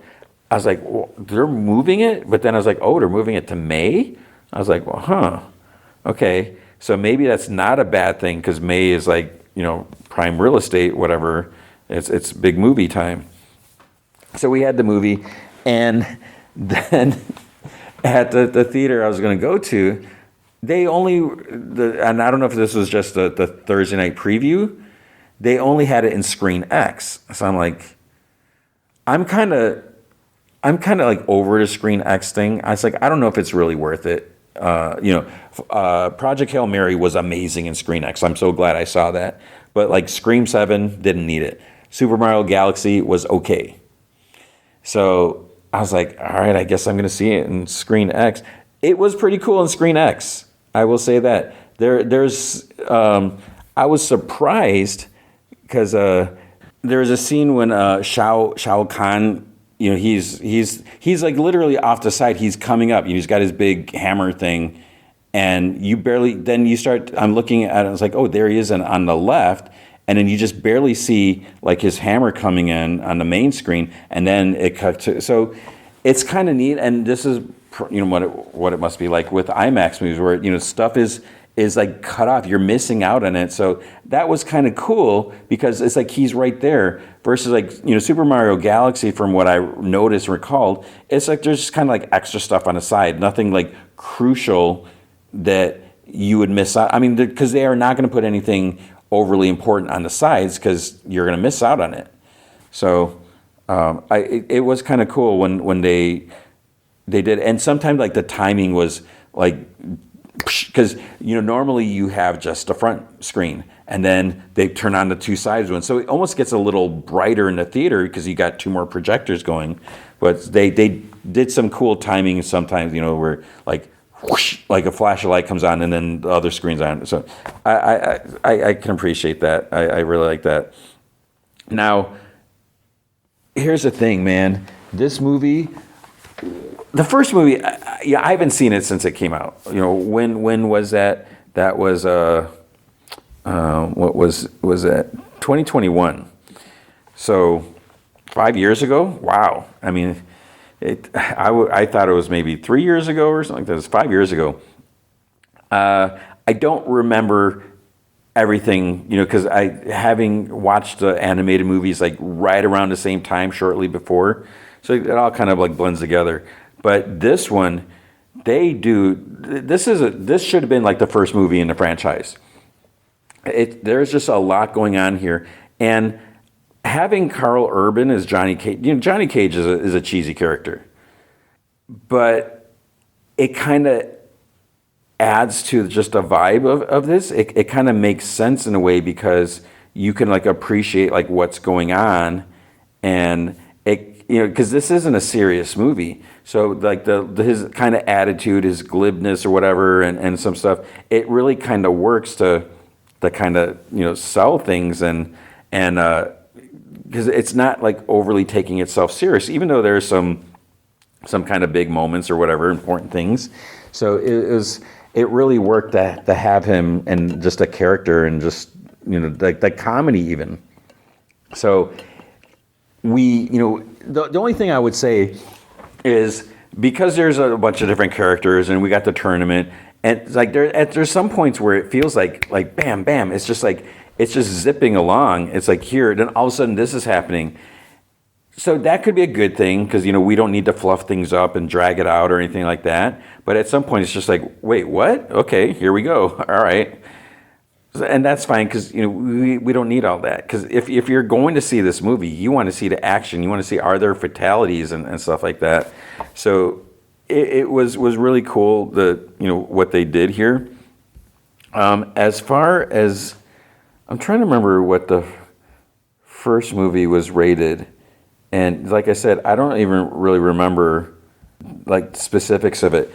There were some good fatalities here. And from what I know, because like I said, I'm not a Mortal Kombat expert. I probably mentioned before that when I had the Sega Game Gear, that was probably like my introduction to Mortal Kombat, because I had the game. I maybe played it in the theater, in an arcade, but I had it on Game Gear, so, you know, I knew about to get over here and you know, just to finish him.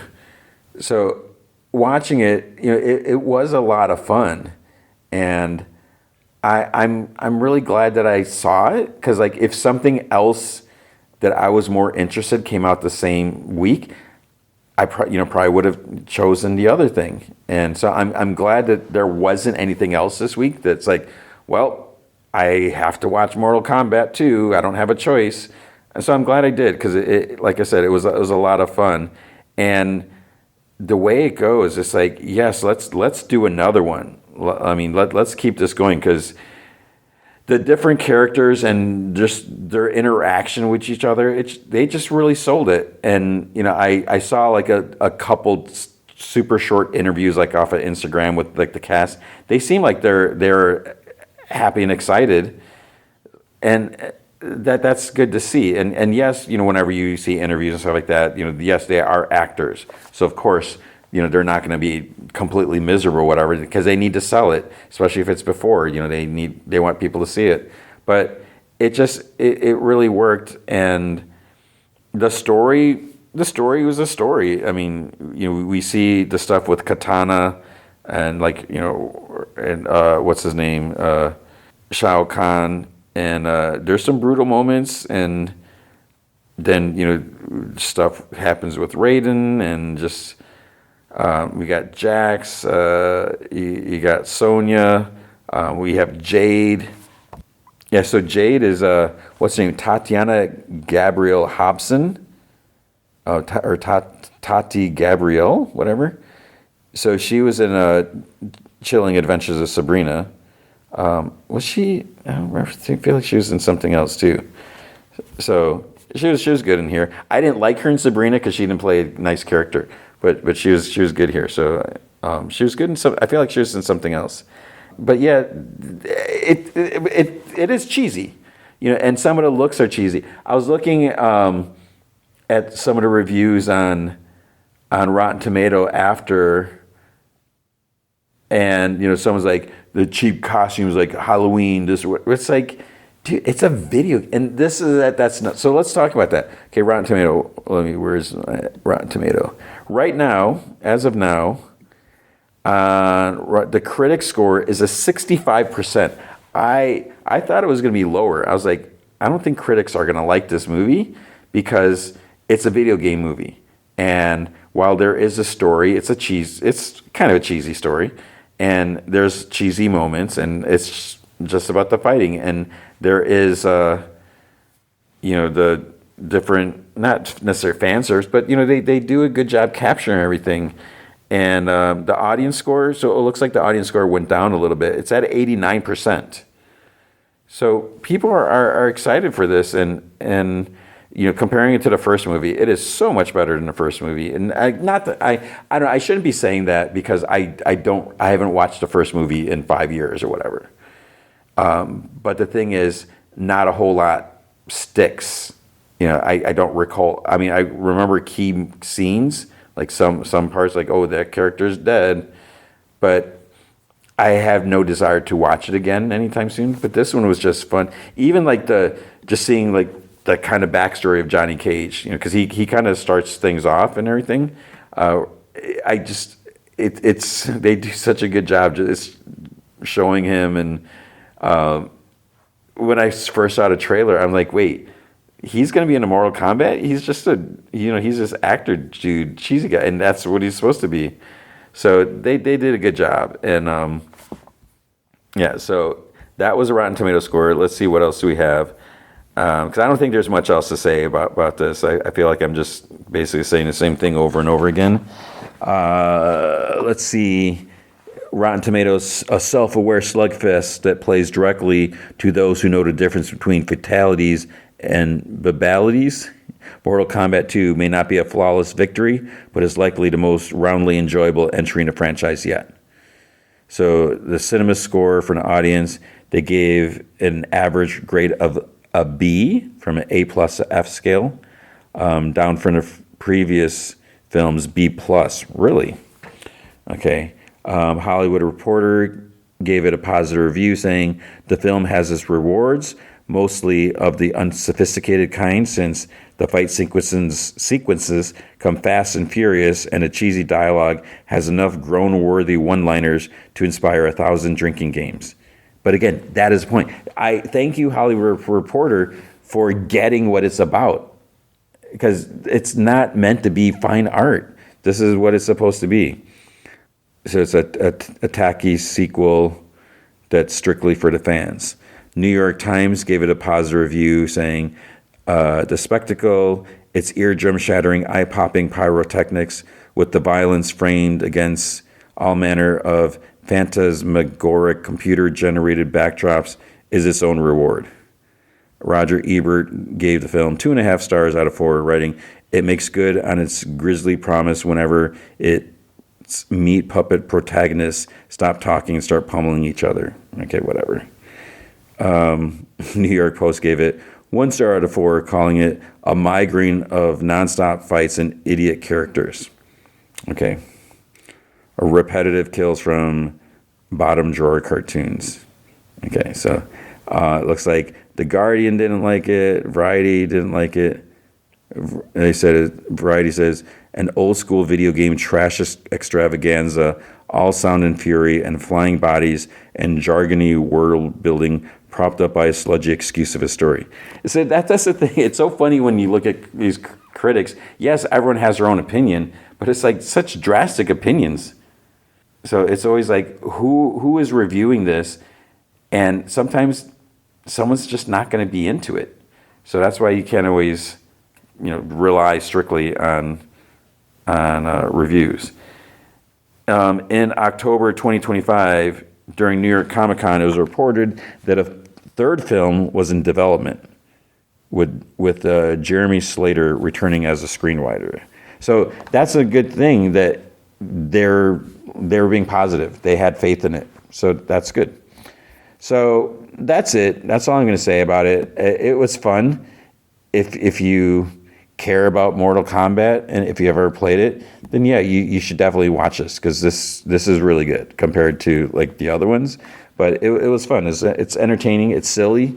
It's what you would want unless you don't like fighting movies or games or anything like that.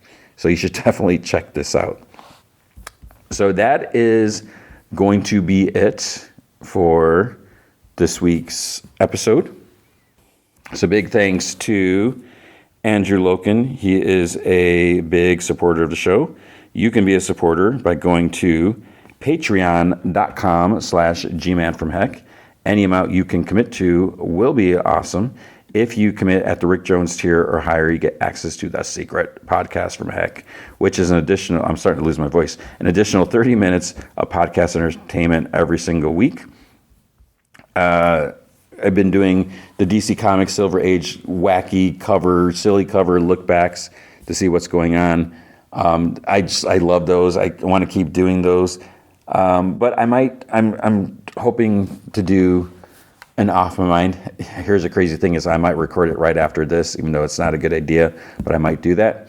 But if you can't commit to a monthly commitment, you can also help out by going to coffee.com/gmanfromheck, and you can buy me a virtual cup of coffee or two.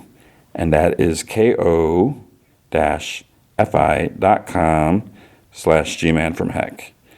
What are we going to do next week?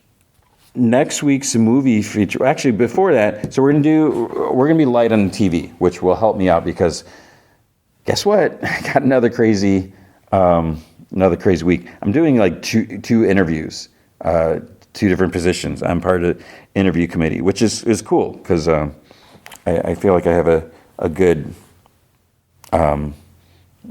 good sense of whatever you want to call it. So we are going to have at least one Darth Maul, maybe two. We also have the Punisher.